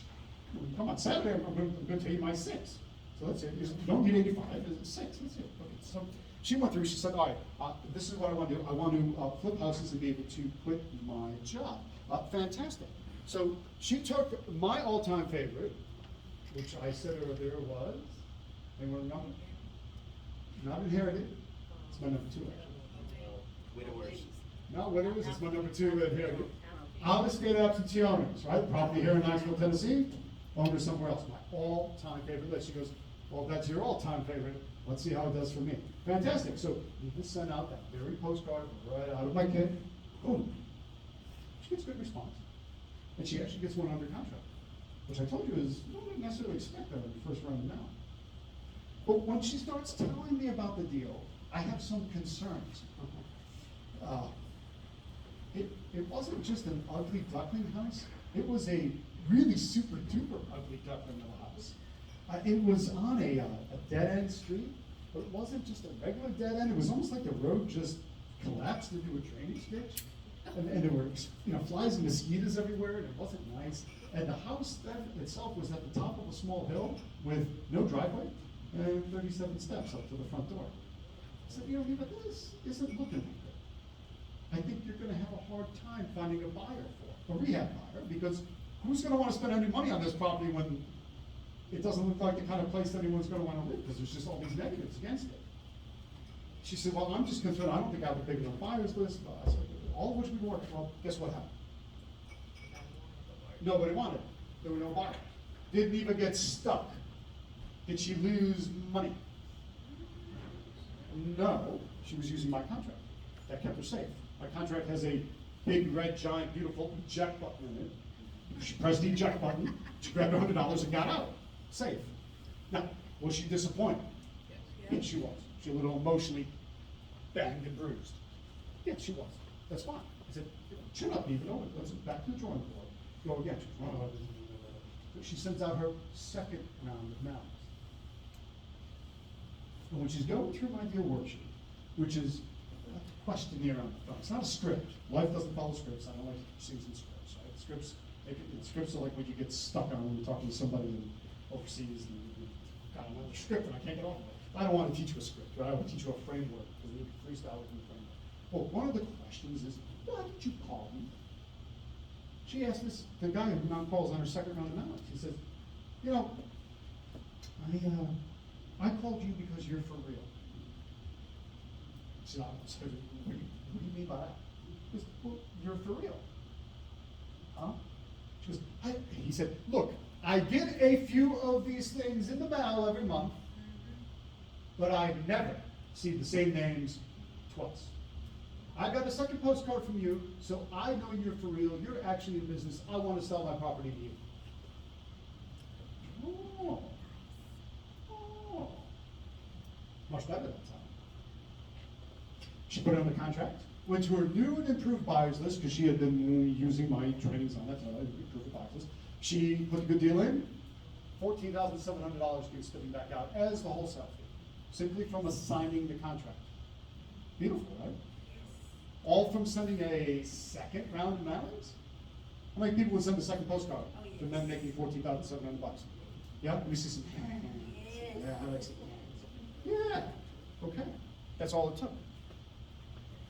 What did the guy say? There's a lot of lessons embedded in that. I get a few of these things in the mail every month. How many is a few? 3, 4, 5, right? 6 is a half dozen. 2 is a couple. A few must be 3, 4, 5. So remember earlier we talked about don't worry about your competition? So he gets 3, 4, or 5 of these every month. And then what does he never see? The same names twice. So nobody's doing any multiplication? Nobody's repeating it? And they wonder why they're not getting phone calls. Oh, I bought that course on late night TV and I sent it out and it didn't work. Of course it didn't work. There was no repetition. I wasted all that money, just threw it all away. Well, yeah, there was no repetition. Interesting, right? So, I covered most of this already. She did postcard marketing second time, was definitely shown. That was her result, was that $14,700. So what happens to you when you implement this in your life? You start making $14,700 years? Maybe more, maybe less. You say, yeah, it's me. Yes, Yeah. Do you build that rental portfolio you want to build? You start doing the rehabs you want to do? How about new construction? Because it sounds like there's a lot of demand for anything around here. New, old, redone, yeah, so, Then you think you can't find it? Why? Because of the competition? The competition that's not really doing the marketing and not really calling anyone back and not really repeating the process? I think it's easy pickings. I think it's really, really easy pickings. So what happened to Neva? Well, her confidence shot up through the roof. She quit her job after her second deal with me. Her husband was happy about that, and she got to have time with the kids. That's fantastic that way. So what happens to you when your confidence goes up? More deals. Yeah, more deals, because more people are saying yes to you, because you got even more confidence. Awesome. How many of you would like that? That no matter what, you'll be okay. Can you get that from your day job? No, you can't, because you just never know when they might pull that rug out from underneath you. The skills I'm teaching tonight and the skills that I'm going to be teaching you on Saturday, particularly the negotiation, that can never, ever, ever be taken away from you. Right? When you learn how to do something, can anyone stop you from doing it? Can I stop you from knowing how to ride a bike? No. I'm not saying if you don't get on a bike for 10 years that you might be a little wobbly the first ride out, but you still can get on the bike again, right? Because they can never, ever, ever take that away from you. Quite honestly, that's the importance of what I'm teaching you tonight and on Saturday. Because that can't be taken away from you. You know it's fun. If you don't think it's fun, ask Ty if it's fun. All right, Ty Rosa, you know it's going to be fun. Because last time you came to DC, was it fun? Yes, sir. All right, good. We had good times, right? Yes, sir. All right, that's good. You're coming back. We're going to have good times. Now that there's something to come back to, not just the online. It'll be good to have. I'm so happy, so happy. I'm so secretly, not so secretly happy about this. The moment I got off the airport last night, I went, oh, I knew I liked Tennessee. It's not just good barbecue here. It's the people, it's good. So what did you say you were gonna do with the $9,000 from the $9,600 deal? Because in Neva's case, she's got $919 to reinvest in her growth, and $13,781 to spend on whatever her fun thing was. Kind of cool how that works, right? The key, she followed my action plan, the action plan that I'm giving to you in just a few minutes. Now, you know why people fail? Why do they stall? Because I imagine, I don't ask who was a beginner at the beginning of the night, but who's been in this business for longer than a year? Yeah, it's a lot of you. Maybe not moving at the speed that you want to be, right? Right. Oh, you probably stall out sometimes. Oh, Yeah, that's how are we going to fix that? Well, the reason people stall is because you don't get people to say yes. You got to get them to say yes to you. Otherwise, they stay stuck on no. And nothing happens on no. No ain't exciting. No doesn't move the ball. Yes is what makes things work. So we got to do that. Here's the problem. The problem is if you don't know what to say to a motivated seller, you freeze up, right? Yeah. Boy, in fact, I would go so far as to say, you don't have to admit this, but kind of nod to yourself if you think this is the case. I bet there's some of you in here who aren't doing any marketing because you're afraid of talking to somebody on the phone. And so you can guarantee your phone's not going to ring if you don't do it. Therefore, I'll never have to face that fear. Yeah, I see some smiles and some eyes are quiet. Okay, fine. So let's fix that problem. But it's not just knowing what to say to a motivated seller. What if you don't know how to say it? Does how we say things make a difference? Yes. Yeah. We could kind of, would you maybe, I don't know, I'm kind of scared if that's my first time. If we, if we come to an agreement, would you do a deal with me? Are you doing business with that guy? No. But if you come across calmly, confidently explaining the contract, where you're at, this is how it helps you. Okay, great, here's the contract. Any questions? Sign on the dotted line. The way we say things makes a difference. Yes, we gotta learn to say things the right way. And if you don't know how to get them to say yes, they stay stuck on no. That's right, really, really basic. So when we get negotiation right, we learn to say the right things at the right time. Wouldn't that be nice, ladies? Right? You said the right things at the right time. No, good, someone's laughing at my jokes. Good. Yeah, you gotta say the right things at the right time. And you gotta learn to say them with confidence each and every time, because that is what seals the deal. some of the stuff I'm gonna teach you on Saturday, negotiation-wise, it comes across, it's a little goofy or weird if you get to think about it. And it seems like, why would I do that weird dance with someone? Why not just get right to the point, Tom? Because we are trying to build a relationship in the right way and start the dance the right way because it actually locks them into us. It's the strangest thing. But playing the game a little bit massively improves the number of times they say yes to us because it improves our rapport, right? We get more yeses from playing the game. So the actual process of negotiation makes you come across more professional. They are more likely to like you and only you and want to do business with you and only you. It's a fantastic thing. It is literally what seals the deal. Negotiation is flat out the most important money-making skill of all time.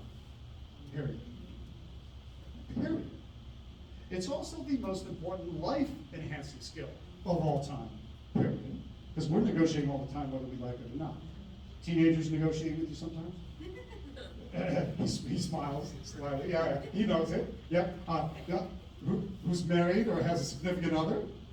You got to negotiate sometimes. Yeah. You got a boss at work. You negotiate with some subordinates at work, some colleagues. We are always negotiating. So getting better at negotiation enhances life. If it's that important in business and life, how come they don't teach it in school?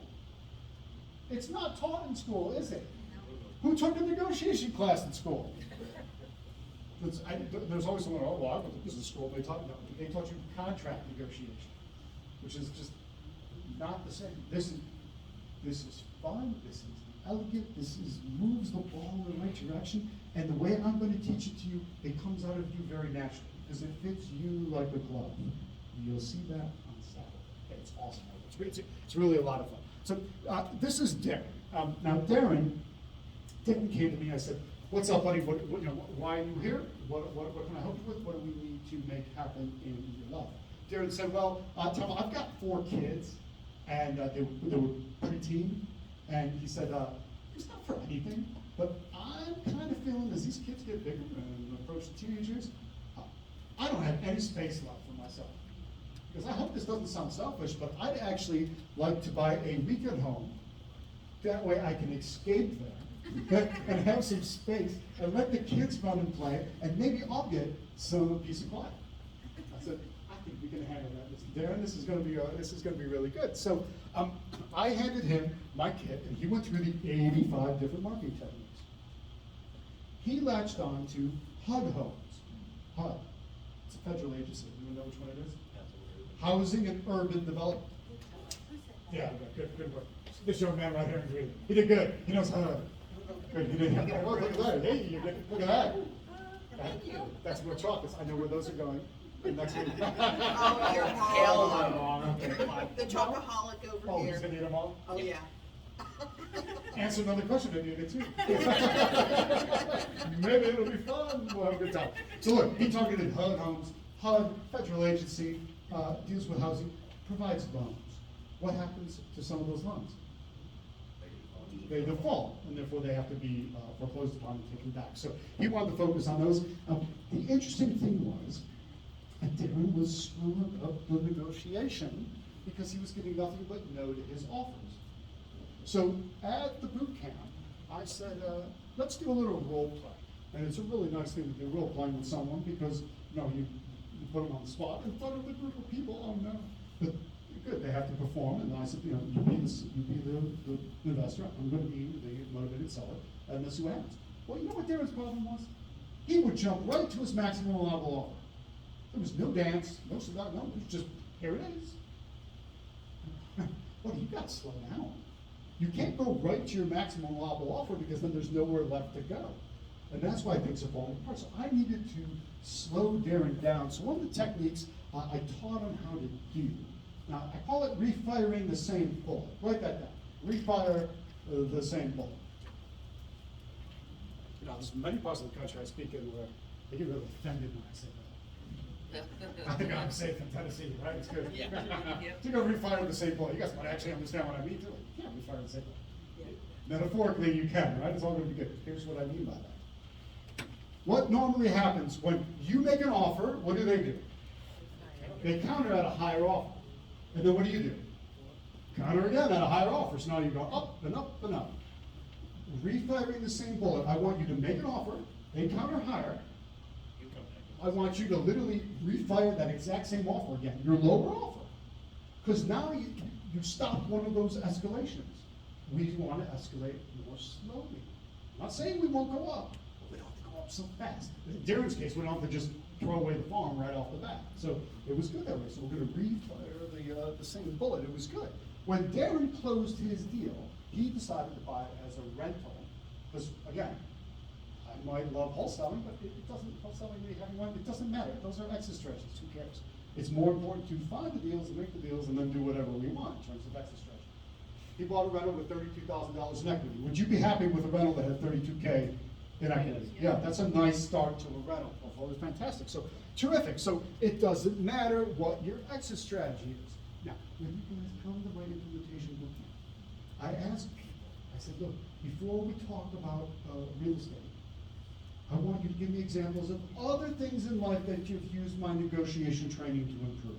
Don't tell me about real estate deals, we'll do that next. Tell me other things in life. Because one was, oh, I negotiated a sweater, another guy's going, oh, I'm a government contractor, and I got, $16 million off of the contractor. I'm thinking, oh, that's good for the taxpayer. But then somebody else will go, I work for the government, and I got the contractor to give us more. I'm going, oh, well, we're part of the place. That's at least this individual wins for them, it's good. Tell the Washington D.C. crowd, right? All government contractors. Fighting over gazillions of funny how it works. So Darren realized that Darren raised his hand and said, I use what you taught in negotiation time to flip motorcycles. I said, dude, you okay? He said, no, not flip out on a motorcycle. Literally flip the motorcycle like we flip houses. I think you better explain yourself. He said, look, I take everything you taught me in negotiation time and I use it to work the price of a new bike down. I buy it. I ride it around for a few months. Then I took everything you taught me in negotiation and I use it to work the price up on the resale. Because I make $3,000, $4,000, $5,000 on every motorcycle. Well, oh, yeah. He said, then there's some other side benefits. Because my wife doesn't complain about me riding motorcycles anymore. Even with 4 kids. Because I'm making nice extra money. Now, how many people have a side hustle that if you got better at doing it, or made it more profitable, that would be fun? Yeah, that's what Darren did. He said, yeah, it's kind of cool having a new bike every few months. I said, all right, I like it, nothing wrong with that. They do it with Legos. They flip Legos. They negotiate Legos down, they hang on to them for a little bit, they negotiate the price up. I said, I didn't actually intend my negotiation training to improve your Lego business, but I'm glad that it did. So it's pretty cool that way. So it's all good. So what happens to you when you implement this into your life? Think about that. If you followed my action plan, the action plan that we all can do because the bar is set low, the way bars ought to be at the beginning. I call it my modular negotiation system because I teach it in modules, like the 6 module, I got 47 modules in my system. I'm going to teach 6 of them to you on Saturday. And you will be able to take these modules and use them in any order that you need to, based on, because goodness me, you think every deal is a little bit different? Yeah, every negotiation goes a little bit differently. Great, you're going to be ready for it because you just put the modules in whatever order you need to. Again, like a giant set of Legos. Build whatever you want with it. It's good though. So those 9 months, we're just drilling another 49 months. I'll talk. Yeah, the rest of them are on that green yellowy thing. We'll talk more about that. I told you I'll sell you something. So just wait. We're getting it. Number one, I want to make sure you learn something too. Number one reason people lose deals. They lose deals from bad contracts, from a flawed contract or an insufficient contract. That's a big problem.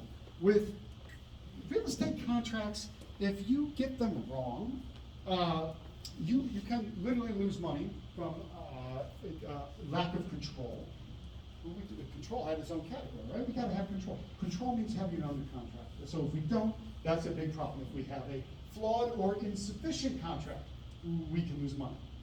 That's a problem. Or another problem is losing sleep at night. I mean, if you're confused or scared over the legal aspects of a deal, and that keeps you awake at night, that ain't a nice place to be either.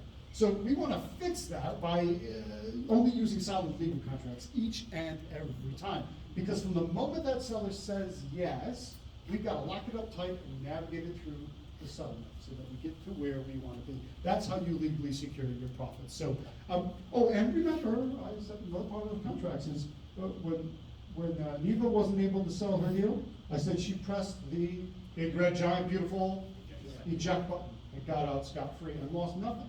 Not even $100 down, because the way my contracts are worded, your $100 is safe. So she grabbed the $100 and she ejected out. It's fantastic. So you got to be able to bail out as necessary. This is Godfrey, and that last point about being able to bail out if necessary was actually what gave Godfrey the right mindset and the fearlessness to move ahead. I'll explain that more as we go. But he said that was like a really, really big thing for him. So Godfrey came to me from sitting in kind of the same seats as you guys. And Godfrey said, I've got to get out of here. I said, out of where? He goes, he was the manager of a chain restaurant at a shopping mall. Do you think that takes 1 or 2 extra hours out of every day? Yeah. Oh, the shopping mall that he was the manager of the restaurant at was an hour and a half from his house. I thought, well, that's really practical. So it's 3 hours a day of commuting time as well. And I said, okay. He said, look, Godfrey's a little older than he looks. He has a very large family, a lot of kids, a ton of grandkids. And guess who everybody goes to when they have a problem? Yeah, it's like the patriarch of the family. Everyone's coming to Godfrey to solve their problem. He goes, well, what am I going to do? I got to solve. So he goes, I got to take care of everyone. Everyone comes to me. That's it. But he was kind of scared senseless to get started. He was scared senseless that he couldn't do it for a whole host of reasons, all of which we one by one blew out of the waters. That he understood what he could do and how he could do it, and how he could do it with no time at all. Anyone feeling that frustration? There's not enough time of the day. Well, yeah, everybody feels that way. Godfrey definitely felt that way, but we fixed it. So, because of that severe time limitation, we spent a lot of time working on this virtual assistant team, and who should make the phone calls for him, and how they would contact him if there was one that hit certain criteria. Because in the restaurant business, what does everybody still do? They smoke, right? So everyone in the restaurant business is going, all his employees are going out for a smoke break. I said, okay, so they go out for a smoke break. You know what kind of break you're going to take out for? A deal break. So when you get one that your assistant say qualified and is pretty good, then you're going to say, excuse me, smoke break. And you go grab your phone and your deal worksheet and you go make the calls. And he put a whole bunch of deals together. Well, he was full-time employed as a manager of a chain restaurant at a shopping mall with a 3-hour commute every day. And he had all sorts of other, what he thought were objections too. They turned into things. I'll tell you about those in a second as well. I said, don't rebuild the wheel. There's just no need. Here's a nice round one. It fits perfectly. Go use it. That's what we're after. That's what we're after. I said, you don't have to make the same mistakes I did. But he said, I'm petrified of legal contracts. He told me why. You want to know why? Okay, good. One person wants to know why. I'll tell you. What about the rest of you? Yeah, all right, good. Godfrey was in bankruptcy when he met me. When he sat in the same seats as you, he was in bankruptcy. Because I'm petrified of legal contracts. What if I'm not allowed to sign it? What if it's no good? What if there's a problem? So I got you. So when I explained that big red giant beautiful eject button, that made him feel safe and secure. He said, I can't get stuck, can I? You didn't get stuck, I'm not going to get stuck. Exactly. And that, the fear disappeared. Because you know what? He said that I might as well try. Worst comes to worst, I press the eject button and I'm safe. So why wouldn't I try? You know why a lot of people don't try? Fear of failure. Fear of failure. And the pain today isn't strong enough to avoid that fear of failure.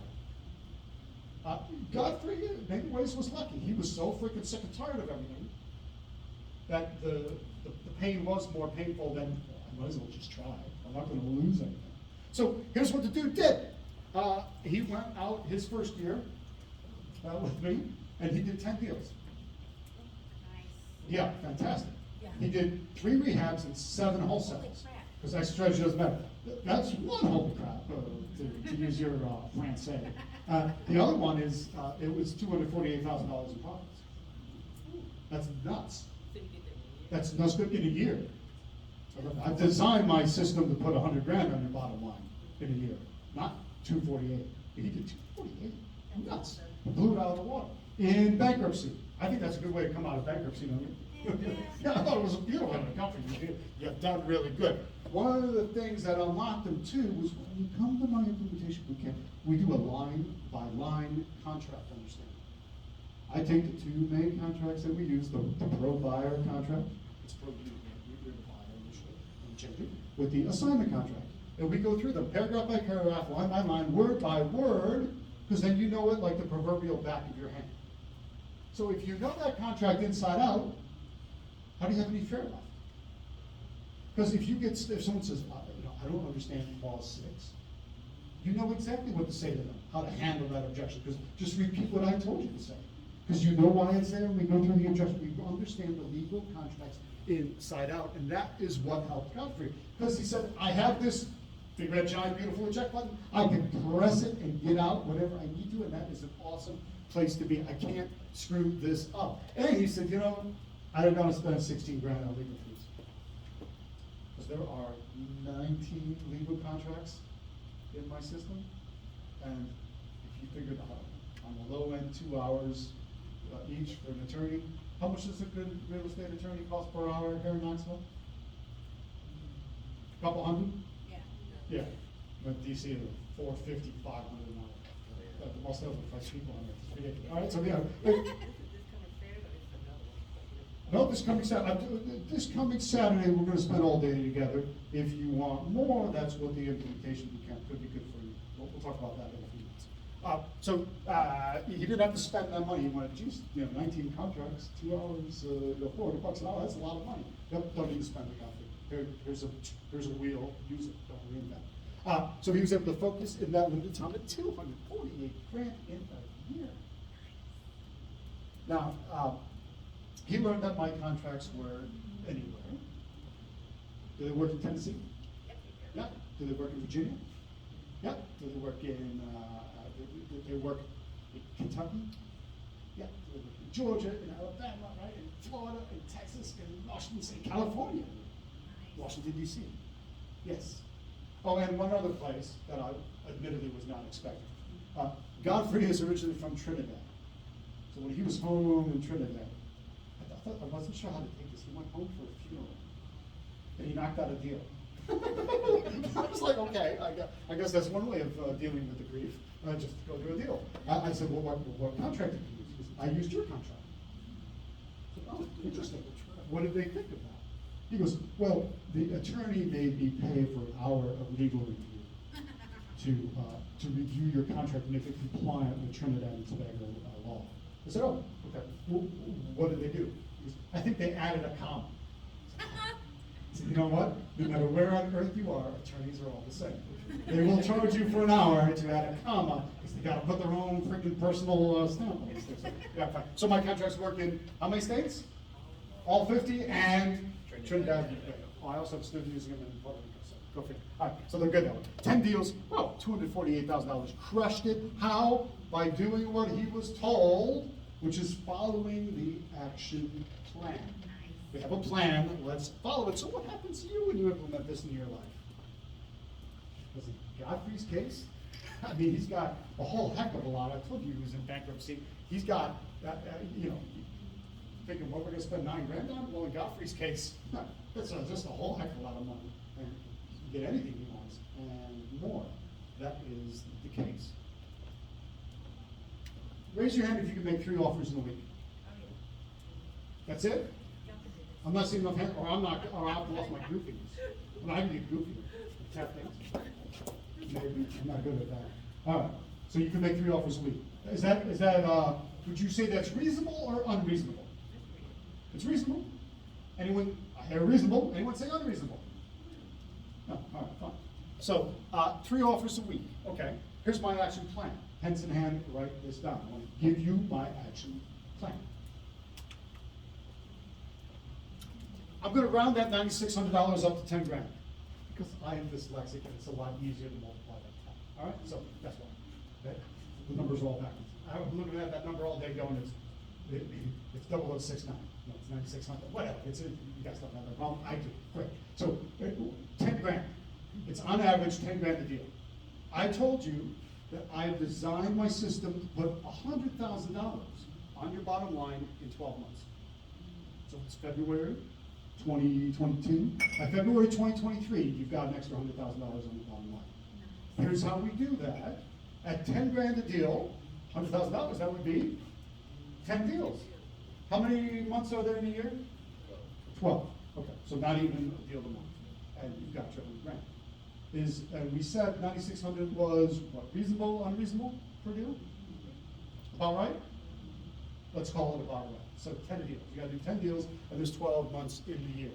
Okay, so to get 10 deals, do we think we can get 10 good deals if we make 150 offers? Is that good? 150 offers in a year?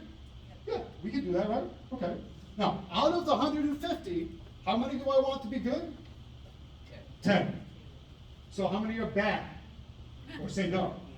140, yeah. 140 no's, 140 smacks in the face, 140 people cussing you out, 140 people hanging up on you. Are you willing? 140 bits of negativity? Are you willing to put up with 140 little negative zaps to get your 10 good ones? Who's willing? Let's see your hands. Okay. 150. And we think, does anyone think that's unreasonable? That 10 say yes and 140 say no? Is that a reasonable, I can't do that, was that like 7, 8%? It's not quite 10, right? 7 or 8%, that's it. So we're not even setting the bar very high, are we? Okay, so we think that's reasonable. How many weeks are there in a year? 52 weeks in a year, yeah. Who can do the math? 150 offers divided by 52 weeks is how many a week? Roughly 3. Okay, 3. How many days are there in a week? 7. So 3 offers in 7 days, you don't even need to be doing something every day. Who has the time available, let me see your hands, to make 3 phone calls in a week? Every phone call will be an offer, by the way, even if it doesn't have a snowball's chance and you know where. I'm serious, just make the offer anyway. Because that we're one step closer to the person that says, yes, that's what we want. Okay, so 3 offers a week. Who's capable of it? Who's incapable of it? Okay. I know you can do 3 offers a week. I know you can make 3 phone calls. Particularly when I'm telling you, don't care about the outcome. I literally want you detaching any emotion from it. I want you getting weirdly addicted to being told no. I want you calling and going, oh, they're going to hang up on me, it's going to be great. They're going to yell at me, it's going to be glorious. They're going to cuss me out and call me names, and I'm going to love it. Do you know why? Yeah, because you're one step closer to the winner. Now, do I think you're going to get your winner on your first 10 or 20 calls? Probably not. It's not going to be your first call. I want you to get smacked. Because every time I do this, it stings a little bit. But if I keep doing this, what happens? It's going to go numb. It'll be a while, all right? But you get it, right? I'm going to have to do that. But if I take 140, so it's getting red. If I take 140 smacks, but then I get 10 great ones, is it worth the 140 smacks? Okay, that's it. It's a numbers game, kids. Every single call is an offer. That's it. 3 a week. That's it. For 100 grand? I think 100 grand changes most people's lives for the better, right? Oh, yeah. It's not all the money in the world, but it ain't exactly pocket change either. So let's do it, right? So let's do it. And let's do it well. So can you offer just 3 a week? Yeah, you all said you could, so okay, fine. Then I'll put my money where my mouth is. I'll make you a 50x guarantee. You make your 3 offers each and every week for a year, you'll have $100,000 on your bottom line. Because you'll do 10 deals at an average of 10 grand. That'll be fantastic. If not, I'll refund you anything you invest today or on Saturday in my continued journey. Does that make sense? That's it. Go for it. Okay, so with the 3 offers a week, I'm confused because earlier you said when you have somebody that you're gonna be trying to make a deal with, you're going to try and build rapport with them. Are you doing that on these phone calls? Yes. So the question is, when I have somebody that I'm reaching out to and I'm trying to build rapport with them, am I doing it on the phone calls? Yes. Okay, so. Through the process of talking to them. We'll dig more into that Saturday. Okay. But the actual talking process Yeah. does build rapport. Now, if somebody hangs up on you, I don't know, that's the end of that rapport. Well, sure. But it's okay, because you're one step closer to the one that says yes. Yeah. That's what I want to build towards for you, okay? So, I don't know specifically why you showed up today. Maybe this is your habit, your very good habit, to always come to Knoxville, which you should. Yeah, not just because Whitney says so, but because I say so. You know, it's a good thing, right? This is, how often do you get to sit in a room of like-minded people? Does it happen naturally? No, you gotta go find that room of like-minded, this is that room, right? So that's good, that's a great reason. You might have also shown up because of a lack of finding motivated sellers. You might have shown up because you don't have an ability to get them to say yes, they stay stuck on no, that's not good. It might be because you don't have the proper legal contracts necessary to make the business happen. Well, I have a solution. That solution is my Total Traction program. The Total Traction program is what I talk about on that green sheet. I built the Total Traction program to take investors from spinning their wheels to doing profitable deals. I built it. It's everything I wished I had when all I had was Rich Dan. Those first few deals were not good. Right? They weren't, and one almost didn't head in the right direction because I didn't have a clue. I've fixed that to make sure that doesn't happen again. So there's 4 major components to the system. The first is my kit. That's a homestead kit. It has contracts and the marketing materials and everything. Great. Then there's an implementation boot camp with the emphasis on implementation. Because guess what you get if you don't implement? You get nothing. I mean, that's obvious, and yet people still sit there and they still want to do that. No, I do everything in this boot camp to break that habit of people just standing still and get you into motion, including giving you homework to do. And some people walk away with deals from the homework. It's an amazing thing. Now, video replays, because the boot camp these days is also online. What is it? And I don't think there's a person on earth now in the last 2 years that has not been on a Zoom. Right. So yes, the implementation boot camp is monthly on Zoom, and there are 2 in-person sessions every year as well. So happy to be in a room of people, which I think you guys are, then you'll love, particularly the rooms that together in really cool places too, so it's fun. So, but with the monthlies, if you miss, I can't miss them, I'm not gonna make that, but you get the video replay, you're fine. You will have access to the video replay, so you can watch it again and again and let it sink in. And other problems come up as well, so that's what the monthly support calls are for. So there's Q&A at the end of each Zoom session, but then usually 2 weeks later we do a phone call only. It's just, I think it's easier for a lot of people, just pick up your phone, don't have to get pretty and don't have to get all dressed up to be on a Zoom, just get on the phone. And it's one-on-one attention in a group setting, so that you can ask your questions and I answer it monthly. So it's good. So you'll have 2 touches every month. I'll see you on Zoom, and then we'll talk on the monthly group Q&A call. So the kit is in 3 volumes. 3 volumes and a USB stick. That red thing at the bottom is a USB stick that has everything in digital format. Surprise, surprise. The volumes. Find the deal, make the deal, get paid. That's what it's designed at. It's designed to make this work and happen for you. It's everything you need to get your first $9,600 deal. Again, it's everything I wished I had when all I had was Rich Dad. It contains the exact same marketing materials that Neva used to get her first $14,700 deal. Oh, she doesn't need to do 10 that way, right? It works out better. So good. It's all those things. It's written guidance. It's 6 hours of audio training. No, it's 6 hours. Gang, I didn't design it to be. How long does it take to get a bachelor's degree? 4 years. The master's degree is 6 years. And a PhD is A lot of years, more than I have fingers for, right? It's nuts.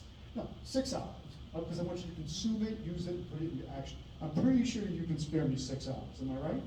You got 6 hours? Yeah, right. There's no one that doesn't have 6 hours, you can carve that out. The 85 marketing templates, so like the exact postcard that I use for out-of-state absentee owners, which is the same one that you use for out-of-state absentee owners, there it is, it's a template. You have license to recreate it and use it for yourself. It's awesome now. Templates are kind of plug and play. So you see what it is and you go with it. And my entire legal library is 19 different contracts. Folks, I'm gonna be honest with you. Most of the business is done on 2 contracts. But there's 19 in there. What are the other 17 for, Tom? In case. It's like a giant insurance policy. Because I don't know exactly what access strategy you're doing today and then what you might do in the future and what you might do in the future after that. So I want you to be ready for it with one solid set of legal contracts that works. I sat down, put it all together. Because whether you get a fastball or a curveball, or a slider or a sinker, I want you to be able to hit it. So you have a nice solid set of legal contracts to make that happen. And all the modules of my entire modular negotiation system are all in there so that you understand the full way of negotiating, all in an easy to learn and digest and make it part of you. You'll be an infinitely better negotiator. The exact same system that Darren is using and the exact same boot camp that he's been at. So part of the Total Traction program, I talked about the implementation boot camps monthly, online. The online sessions are, what's the point of a boot camp? I mean, if everything you need is in the kit, why hang out online? Why learn more? What's that? Accountability. A lot of people use it for accountability because I know they're going to only get things done when I don't want to show up on my phone. Fine, that's great. That's one way. I view it like the Fast Pass lane at Disney. I was at Disney probably going to change the name of Fast Pass. I was called, I don't know, the Lightning Line or something. Whatever. I'm calling it the Fast Pass because that's when I had the idea. I'm sitting there with my kids at Disney. Wow, some of these rides are comically short. They're like 7 minutes long, but the line was an hour and a half. 2 hours long, right? It's ridiculous. You're waiting in line forever. But then there was this other lane, the Fast Pass. But those people only waited 10 minutes to get on the ride. It's the same ride, but they moved faster. I want to be in that lane. So and I realized that's what my boot camp is. It's a faster way. Since we work together, I'm able to accelerate you to your goals even faster. So I treat the implementation boot camp like the Fast Pass lane. That's online monthly, but also twice a year in person. One time a year in Washington, D.C., one time a year in Florida. Well, the Florida one tends to be when it's cold, right? When it's, you guys don't have any snow right now, but it's cold outside, but I'll tell you, it's warm down in sunny Florida, so the next one is actually at the end of this month in Clearwater Beach. Beautiful resort. Beautiful resort, Sand Key, Clearwater Beach, outside of Tampa. It's lovely. And the hotel, the resort we're doing it at has this giant dock full of jet skis. And I think I know where I'm taking you. If you've never been on a jet ski before, you'll enjoy it. You go fast, you can go slow, anything in between, I think you'll enjoy it. So we're gonna have a good time with that. I've designed my implementation boot camp for people who need more leads. I've designed it for people who struggle getting people to say yes, and I've designed it for people who feel afraid of closing deals. A lot of times there's just that fear. We gotta unlock that and move through it. It's better that way. It's ongoing training, monthly, right? To progressively move you up to doing those 10 deals a year to make that extra $100,000 in the next 12 months. So that by January 2023, you're sitting here going, yeah, I'm $100,000 richer. I've done 10 more deals, this is fantastic. That's what we're after. But not even a deal a month. Same system that Godfrey used and continues to use. He came out the gate, he said, Tom, I don't mind you telling people my first year, which is about 4 years ago now, he goes, you can't tell anyone my current. I said, all right, fine. He told me the current number, I said, yeah, I can see why you don't want anyone knowing that now. It just keeps going and going and going. There's zero excuse for Godfrey. Let me go off the rails for a second and say something. So I told you Godfrey's a little bit all over the universe, right? So one of the questions he asked me, he said, before he invested in the system, he said, do you think I'm too old? No. Because do you think I'm too busy? Because I have no time at all. Nope. He said, do you think my accent is too strong? I said, what? I'm teasing. Right? No, he has a bit of accent. I said, no. I said, buddy, let's take this and turn it around. Why don't we use it and have a little fun with it? So he literally makes fun of his own accent when he's on the phone with people. As an icebreaker. Pretty cool, right? But he got real. He said, do you think I'm too black? Nope. I said, I don't think you're too old. I don't think you're too black. I go, so do you think I'm too foreign? No. Do you think my accent's too thick? No. No, McCaffrey, I don't think any of that matters unless you wanted to. But none of that matters. Real estate doesn't care. You know what it cares about? Are you actually going to do it? Or not? He said, I'm going to do it. I got to do it. Fine. So do it. But I'm in bankruptcy. I get it. He borrowed the money to invest in Total Attraction. Did that work out well? Yeah. It blew, like I said, it blew the projection out of the water. Almost 2.5 times. So that's it. There's no excuse unless you want to be an excuse.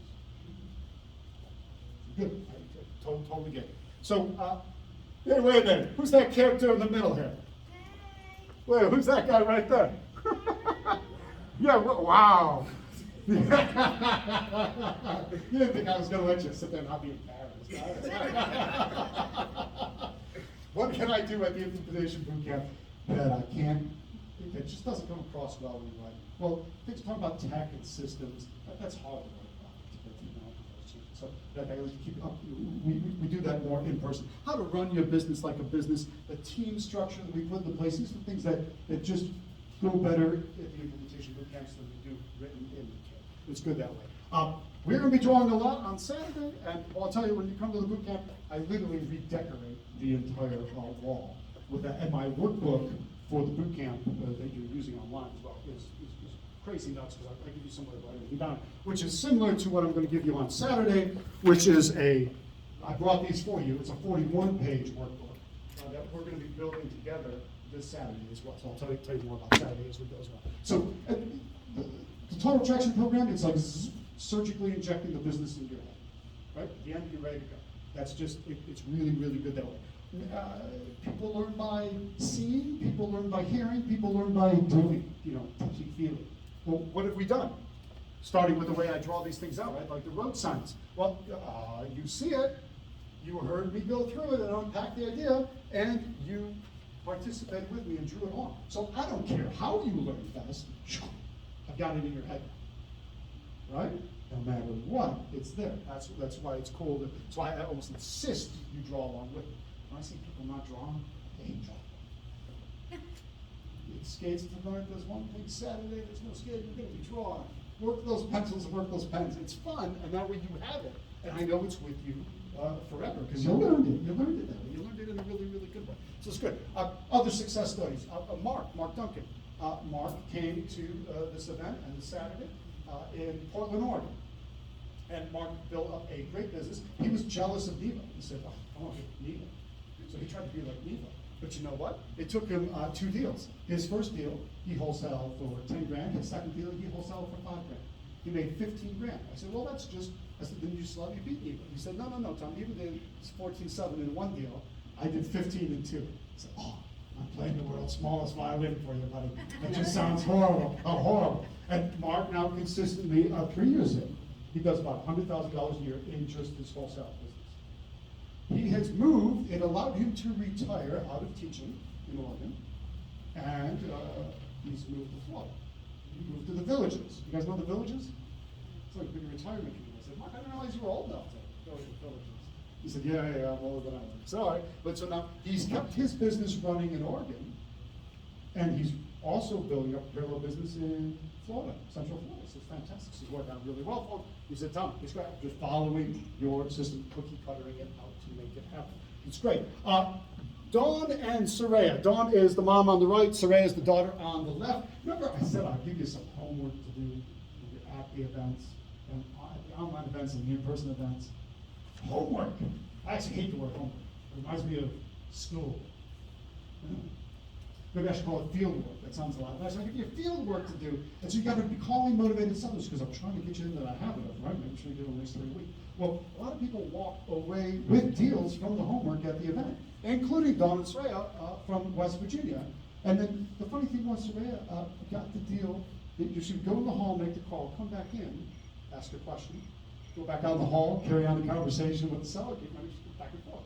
And then afterwards, she used a phone call with me, one of the group calls to finalize it. She got the deal. She got the deal from the homework, so that's fantastic. But then her mother called me and apologized. So, what are you apologizing for? She goes, well, we're holding on to it. It's going to be around. What's wrong with that? I don't particularly care what extra. She goes, well, I thought we had a wholesale. Isn't that what you want us to do? I said, no, I want you to do whatever it is that works for you. So if you want to have it in your rental portfolio, you go and you do that, you'll be just fine. Rebecca from New Orleans, same thing. From the homework, on her 6th phone call, I said, well, that was pretty good. My son did 3, she did double. On her 6th phone call, she got one seller that sold her 2 properties. She got 2 properties under contract at good cash, and roughly at about half of what they were worth each. So it was almost like 2 for 1. It's fantastic. Rebecca. Good. Thinking, man, if I was able to make money on homework in school, I might have actually done more homework. I would have enjoyed it more. It would have been great. Maybe I would have learned math properly. Oh, that could have been something. Oh, well, I didn't think it was 20 years, I guess it's 21 now, isn't it, with a system, the kit, the implementation boot camp, the video replays of everything, the monthly support calls, all part of my total traction program. I charge $6,000 for that line. Here is what we'll do for you, because everyone they want the Knoxville special, right? You know who you get to thank for that? I'm looking at you, Whitney. We get to thank you for this, for a price discount. Here's what we're gonna do. Take this yellowy green battery operated fluorescent piece of paper. And the side with the pictures on it is the front. Flip it over to the back. The side has no pictures. Take your pens, cross out that big old $6,000 in draw an X through. And we can cut that in half. I'm kind of feeling like you want a little bit more. Yeah, get a little bit more. Let's go thirds. But a third of that would be $2,000, and that just doesn't sound kind of crazy to me. But let's salzy that number up, shall we? Let's make it 1997. So cross out the $6,000, make it 1997. It's in thirds. That offer is good now through Saturday. 1997. 1,997. Cross off the $6,000 right in there. Give me $3 better than $2,000. $3 better than a third. The third and $3. That's good. That's good until Saturday. Okay. So that includes my guarantee. Make your offers. Make $100,000, or I'll give you your 1997 back. Because I know it works. It works for me, it works for my students. 3 offers a week. $100,000 on your bottom line, or on your fund. If you have anything to lose, well, some time and effort. Is that bad time and effort to lose? No, but you're not going to lose your $2,000. Maybe it'll be like I, and you'll do $248,000 first year. Maybe it'll be like Mark and you'll do $100,000 a year. Maybe you'll be like our average, do $9,600 in your first deal. Maybe you'll be like Neva and do $2,700. I don't know exactly, to be quite frank. I don't know exactly what it's going to be for you. The only thing I could guarantee is that you will make 0 if you do nothing. But if you do something, it'll build to that $100,000. If not, I will refund you. I don't think it's better than that. I'll add in some bonuses to sweeten the pot as well. One of them is my 90-day on-ramp program. Tom, it's 2 weeks before your next online event. And what if I can't make it? It doesn't matter if you can't make the live events, those are bonuses anyway. Don't worry about it. It's about the monthly online stuff after. 90 days? I think we can form a lot of new habits in 90 days. You know how long they say it takes to form a habit? 21 days, 3 weeks. So by 90, I think I've got you locked in really, really tight, right? A large part of the 90-day on-ramp program is getting you to understand how to use the kit and what you're after and what pieces of the puzzle you need now. And it starts forming that habit of 3 calls a week, no matter what. I'm building you towards that habit. So I will throw that in as a bonus. I'm also going to bonus in my anatomy of a rehab project. I have been rehabbing off some of my rentals. Yes, I got over the scar of that first rental. And I got over you know how I got over the not being good at being able to do anything with the rehab? Doing it. No. Oh, God. Get somebody else to do it, yeah. I still can't swing a hammer and not hit my phone.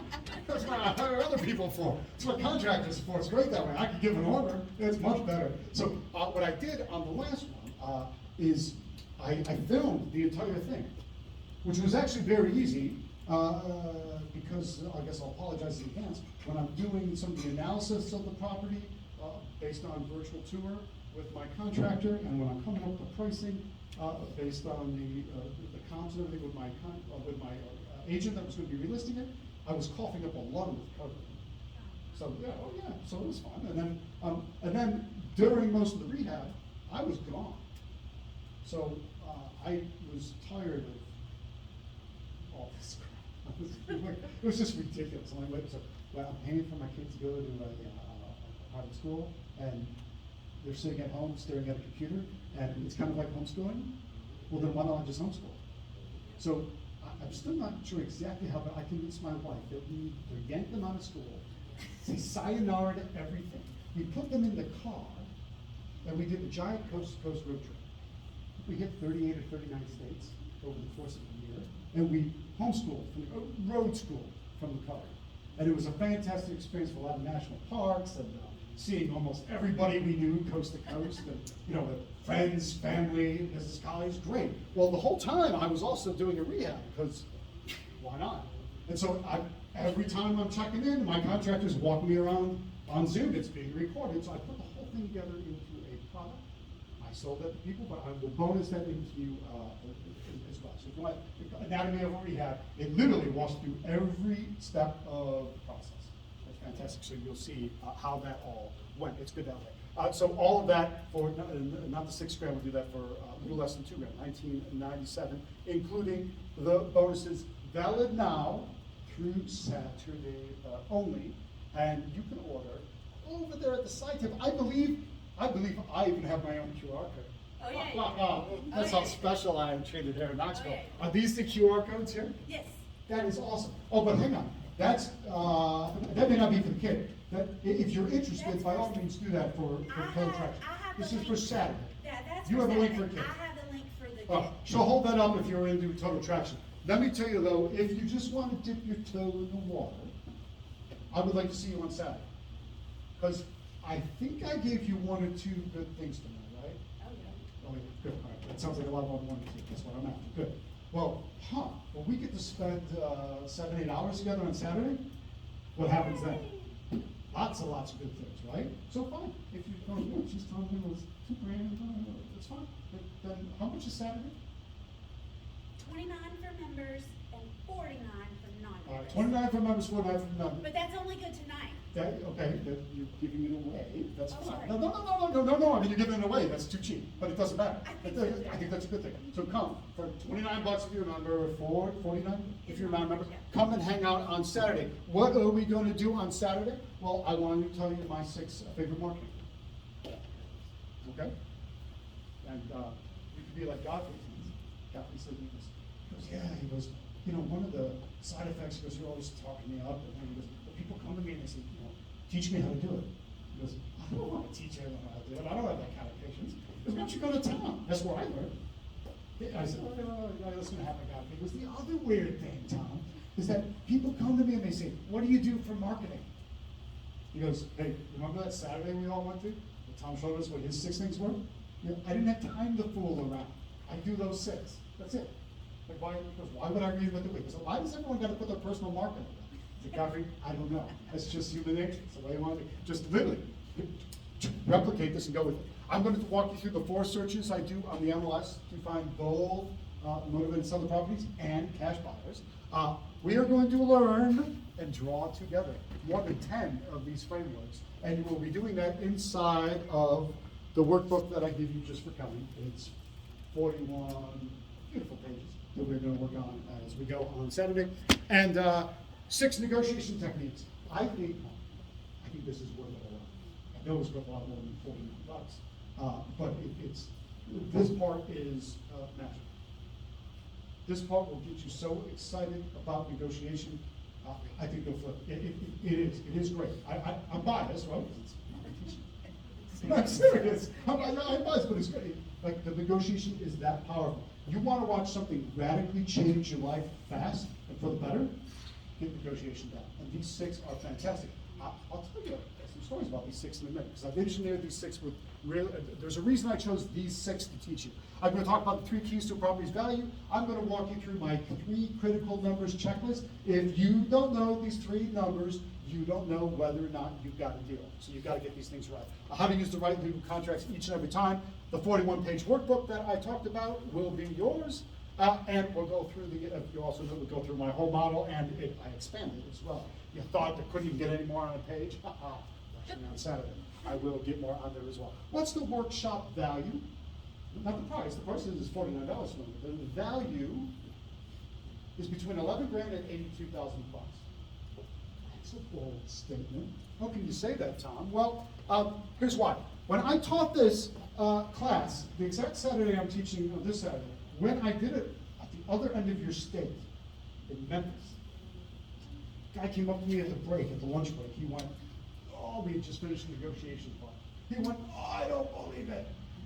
So what do you mean? He goes, "Oh, I wish I would have met you a month ago. I just had to unwind the deal and give it back." I said, "What?" It was an $11,000 wholesale deal that something went wrong in. He had to legally unwind it and give the property back and surrender the $11,000. He goes, "What you just taught me would have saved me that, because I would have done it the right way. Oh, why didn't I meet you a month earlier?" Sorry, dude, that was this is the way it worked. I'm sorry. I'm glad you're here now, and you'll never lose that 11 grand again.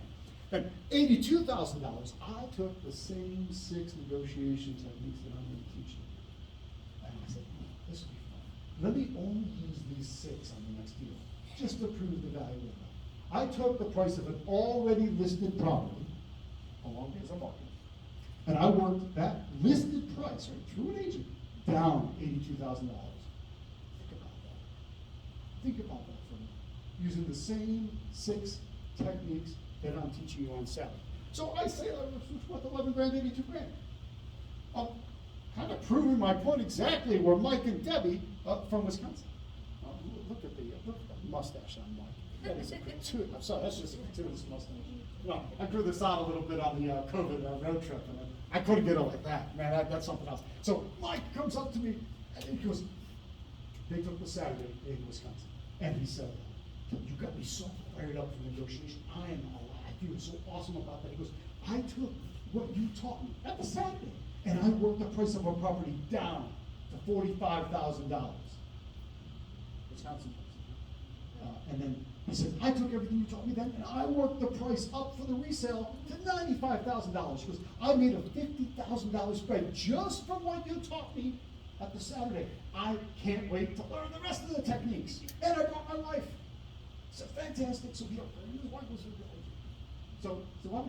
11,082 grand, but you hit it almost right in the middle, buddy. That's pretty good, right? $50,000 from what he learned at the Saturday for a whopping $49, right? So there we go. I'm also going to sweeten the pot. I'm going to give you 2 audio bonuses. One of them is called Packaging Your Deals for a Rehab. So if we're going to wholesale, and we want to wholesale the rehabbers, we've got to package that up the right way. That way they don't hang up on us, not accept our calls, put us on their spam list. So we got to make sure we're not one of those wholesalers that nobody has any trust in. So we want to package it up the right way. Also, if you're rehabbing, this shows you what's also important. So it works no matter what kind of exit strategy you want. Bonus number 2 is online marketing for high profit deals. Now, what can you stay at home in your pajamas and still do marketing? I've always done things this way. The last 2 years with COVID, you almost didn't have a choice, right? You're home one way or the other. They weren't opening the courthouse doors. So, how absolutely very convenient to have already acted as if there was a problem and we had to do everything remote. So this audio training worksheet, both of these will be given to you in downloadable MP3 format. I know you know how to type that. Everyone does these. Say it again. No, as long as you sign up for Saturday for the $29 or $49, you will get those. You will get those two, and you'll get the red book. So you got 3 bonuses coming. Just as an enticement to come, because I think you're really going to enjoy it. And I know those are worth more than that. So I think we are good. If you have any questions, come see me over there. Sign up for Saturday, which I think it's the easiest. Yeah, non-member and member. You get to pull out your phone and point the camera at that QR code. It'll zap you in. If not, she'll help you the old-fashioned way, which would be totally awesome. So, gang, next time, we really want to see you on Saturday. Who's coming Saturday? Looking forward to it. Come Saturday. If there's something else going on, cancel it. Or reschedule it. I know that's selfish, but I mean it honestly. It's been, I think, 3 years since I've been here? Yes. Yes. So, and it might be 3 years before I'm back, so let's take care of it. See you on Saturday. Yay! Yay! Thank you, thank you, thank you. You did fantastic. Thank you. I have the link for the 1997. Miranda, I sent you the other 2 links. Nice. Nice. Proper game or that's about a kid in the yard. All right, good. That's a problem. Let's go. I think I got ACL, MCL thing, but that's not for anything like this. Literally, this is from just walking around the yard. Yeah.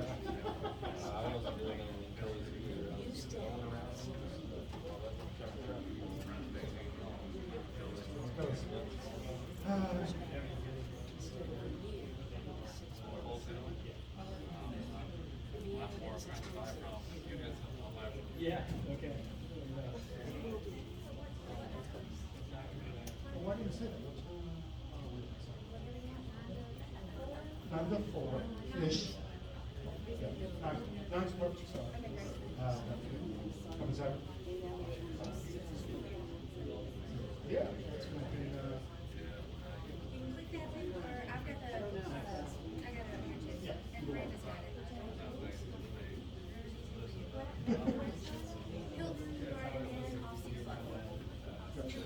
Hilton Garden Inn, Cedar Bluff. I didn't say that, gang. Saturday is at the Hilton Garden Inn off Cedar Bluff. And I'll email you that 1,000,000 times. I'll play the Google and figure out where.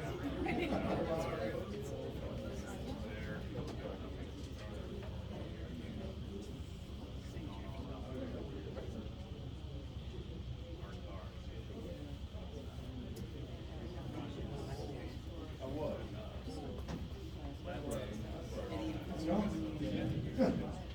Hi, you're very well. Guys come Saturday. Okay. Awesome. Awesome. Good. It's here. Good luck. Hi.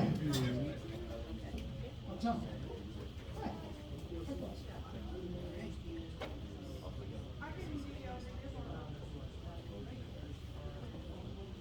Sure. It's all good, it's all good.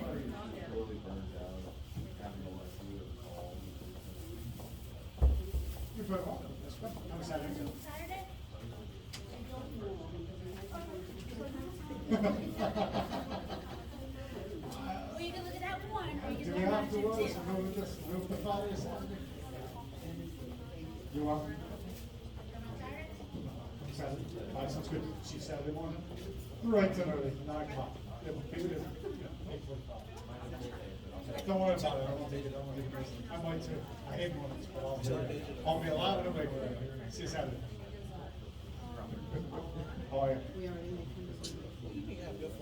Awesome. I got a there's 1 or 2 changes. Same place.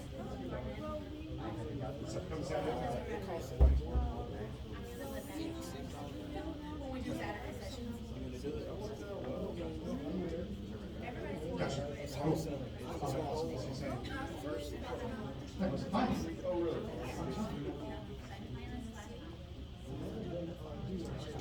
Good, please do.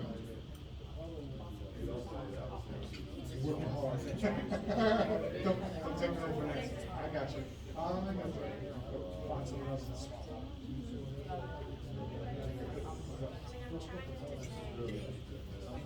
There we go.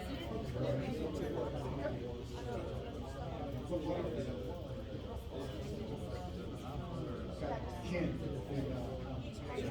Yeah. Okay, so yeah, my cousin's husband had a mechanic shop, and she.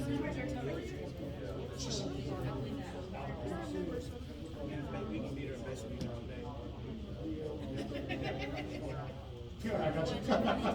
Well, yeah, it's just. It's good. I'll see you Saturday.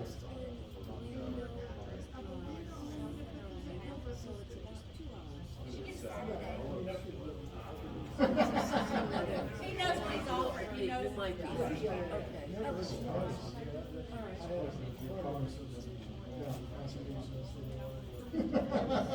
We can bonus something in.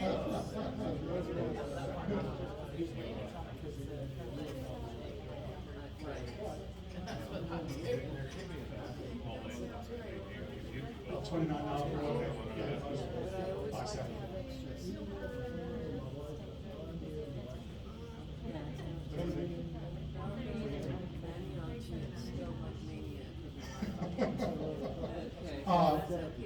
Simple. Yes, easy. Thank you. I appreciate it. There's a difference, right? I mean, a lot of people conflate the words, but it's a simple process. I wouldn't say it's difficult, but easy would be, you gotta make the calls. And a lot of people don't put up with the. If you're old. Thank you.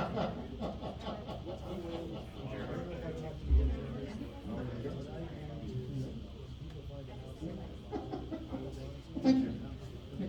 I think I have this already.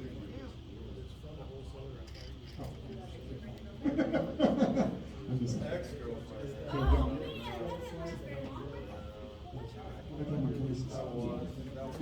I see something.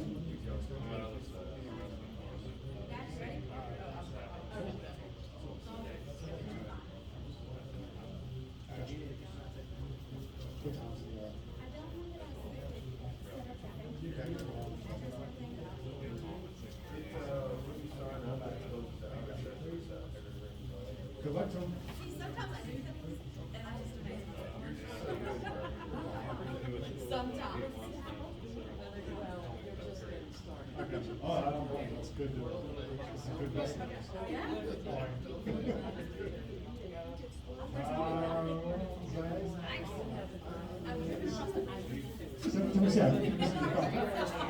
I was there for an exit picture. But I checked it out.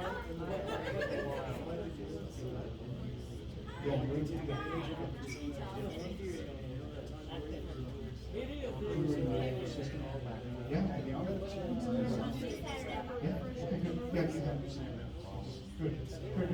As you should.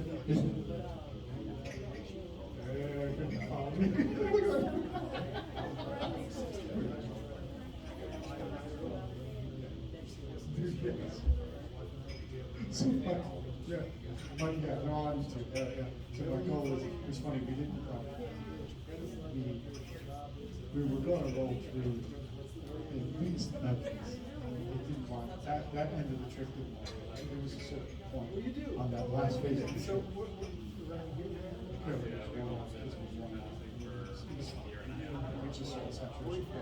So we started advancing at home. Yeah, it was a great thing. I was, I'm gonna try forever. But I'm here with it. Yeah, it was fun. So, I'm not laughing. Because there was a challenge at least one of the states. There's a challenge that I'm trying to teach you.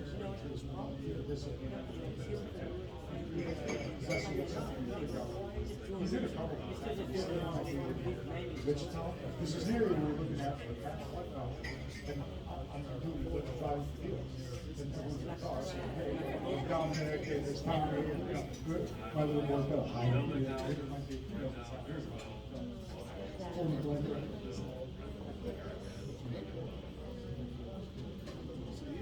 Yeah.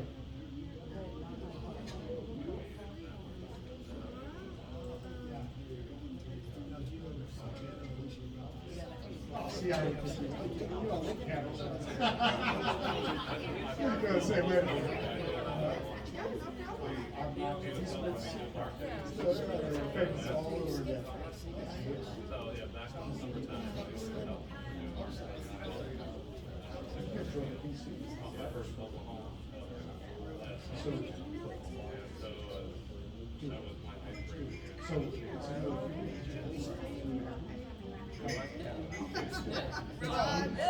It's not that hard. It's bar, two bars, B-A-R, All the roots of this one. We're trying to get some to share with us. Some people are gonna put that. Some people will put that. I don't care. This one, no. So, but figure something out, and at least let them know that you're coming. Just this would help. That'd be I should know.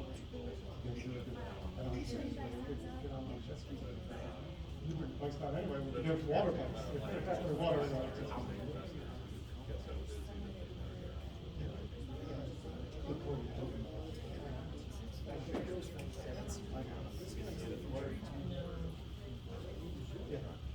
Yeah. Yeah.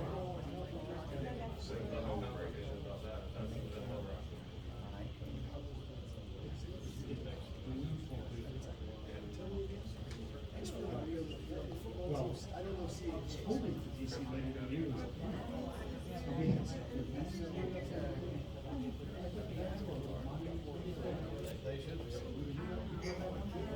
So one of them's great. The two are lines. I can't remember where we went on that. Yeah. We didn't know what to do. We might have got, it doesn't look much here. It was a couple of times, whatever we drove down. We got two of them. Jefferson, Washington.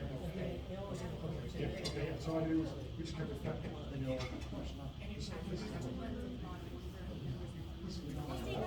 yeah, they were all. So, we'll see. Yeah, because the plan is 20 years.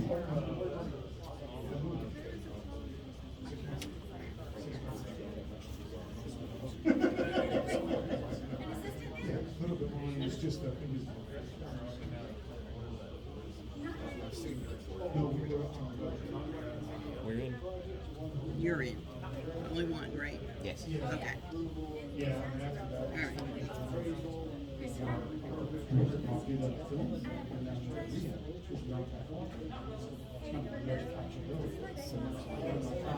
Every day is weird, I'll buy a change of fence. It's a while back. I'm not sure where I am. Yeah. Yeah, no, that's it, so it's all, yeah, but if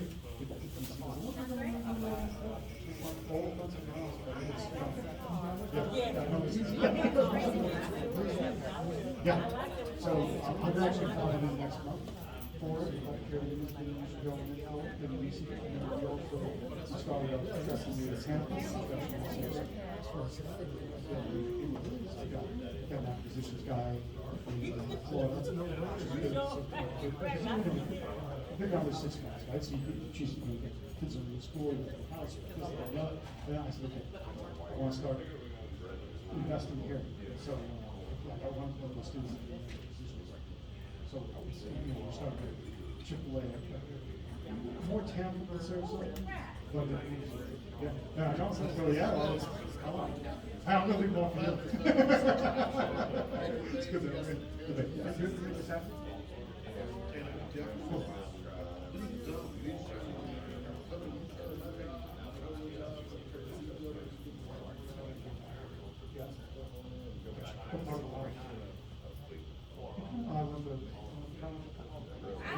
Case Western County, so. Back in the day. It was- That's surprising. You tell me it's international. That's encouraging. I'm laughing, going, I mean, it was honestly, and more so than it was.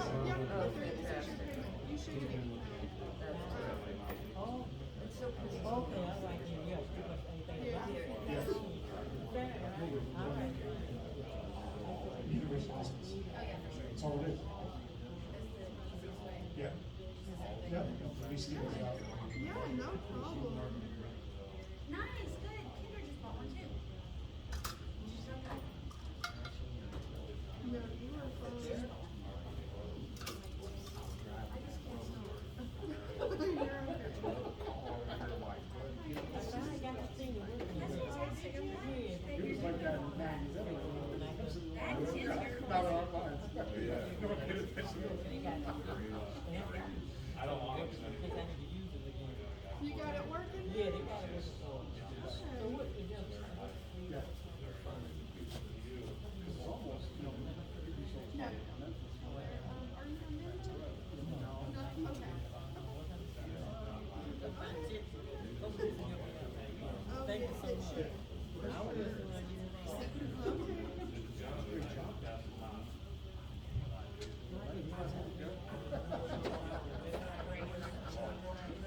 come on with this name. But anyway, yeah, it's good for some. What it is.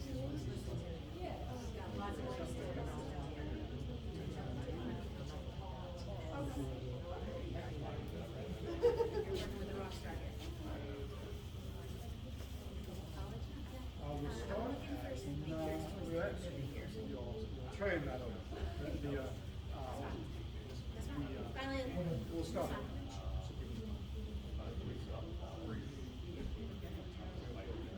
I want to get everything. That's fine. If you want to talk about somebody, I don't want to tell you.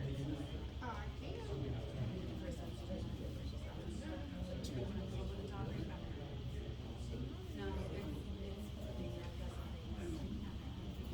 need to make sure that somebody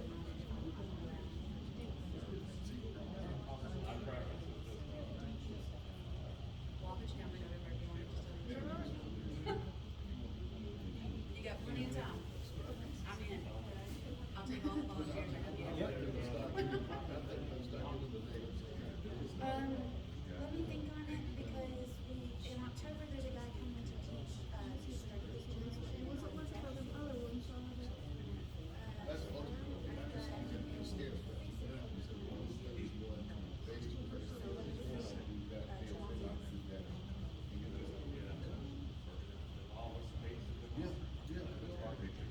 Are they partners or is somebody else? It is, okay. Somebody else might be okay. So we contacted these people, the Ricardo Rosales.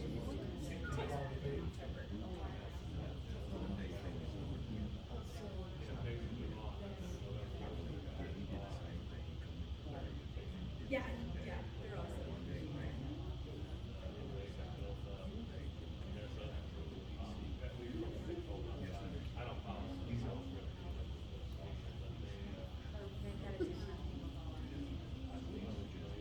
Yes. Yes. And I've tried, and they had a TV show, I thought.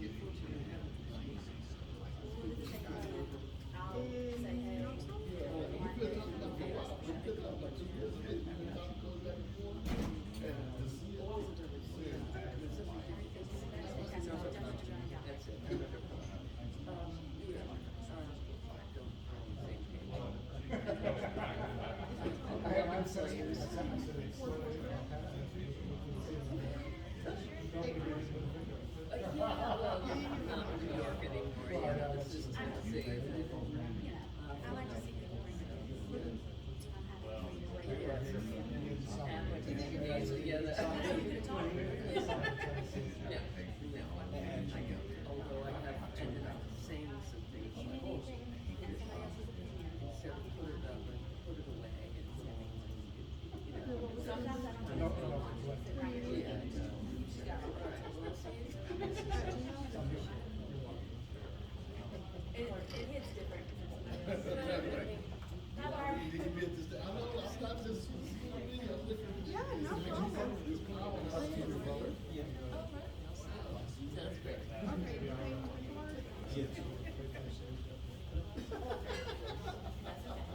Let me know if it's mission accomplished. Let me know if it's mission accomplished. I tease my boy all the time. I'll see you Saturday. Not good at spotting those.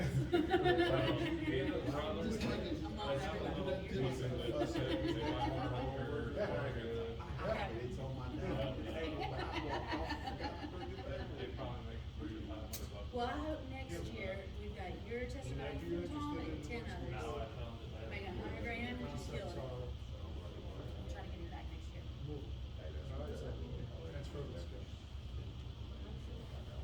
Gotta get it down. You gotta see.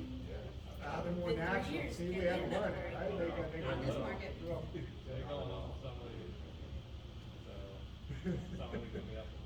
you doing Michigan on Saturday?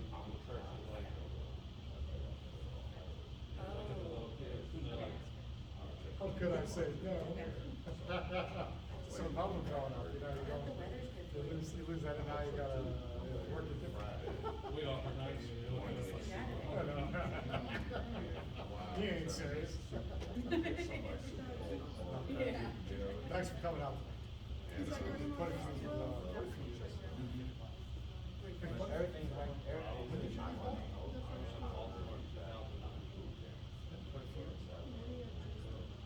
It's been almost 20 Yeah. Time flies.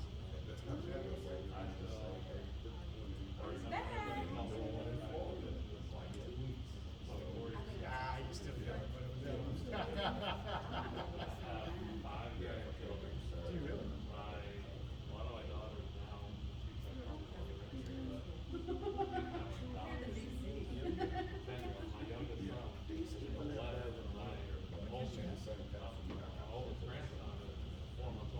My dad has a family like that, so he gets stuff ranging from.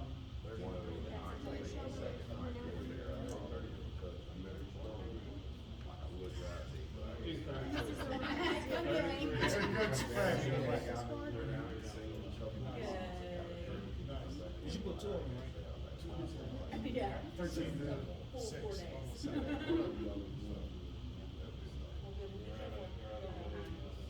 Yes. Well, junior high is not necessarily mature.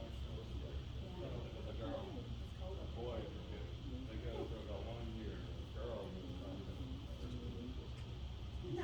Yeah, can't We're imagine. so much fun at every age. I remember being 13 and 14. I was a darling person. I didn't give him any trouble or anything.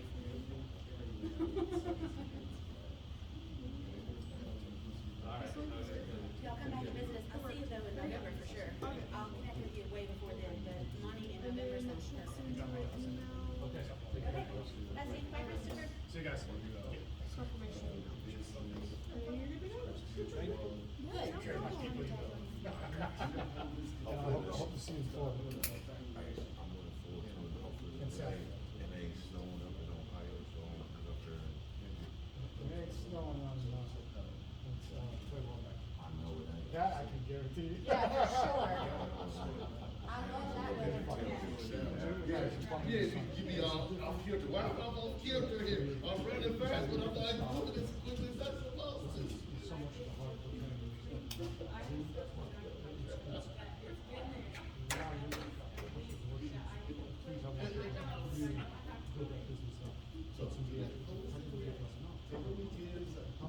It's a different style.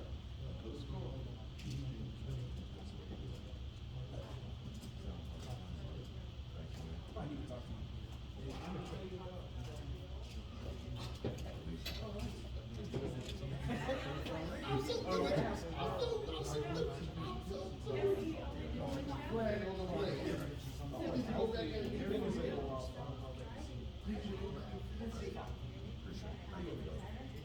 Okay, take my that off. You mentioned that you get real life certificate.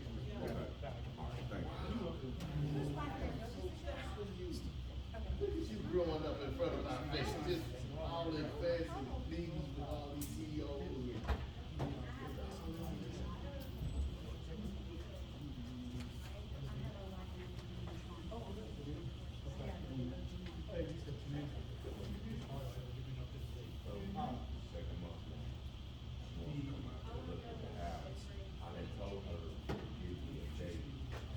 This has been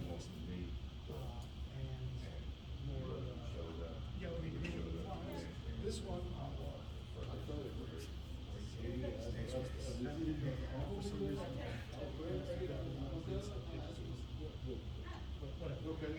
I'll find do that.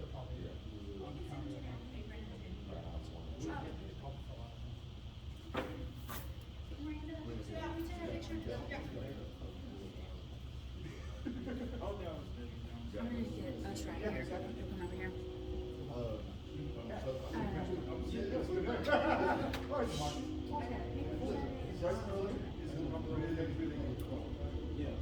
It's at the same place we did on.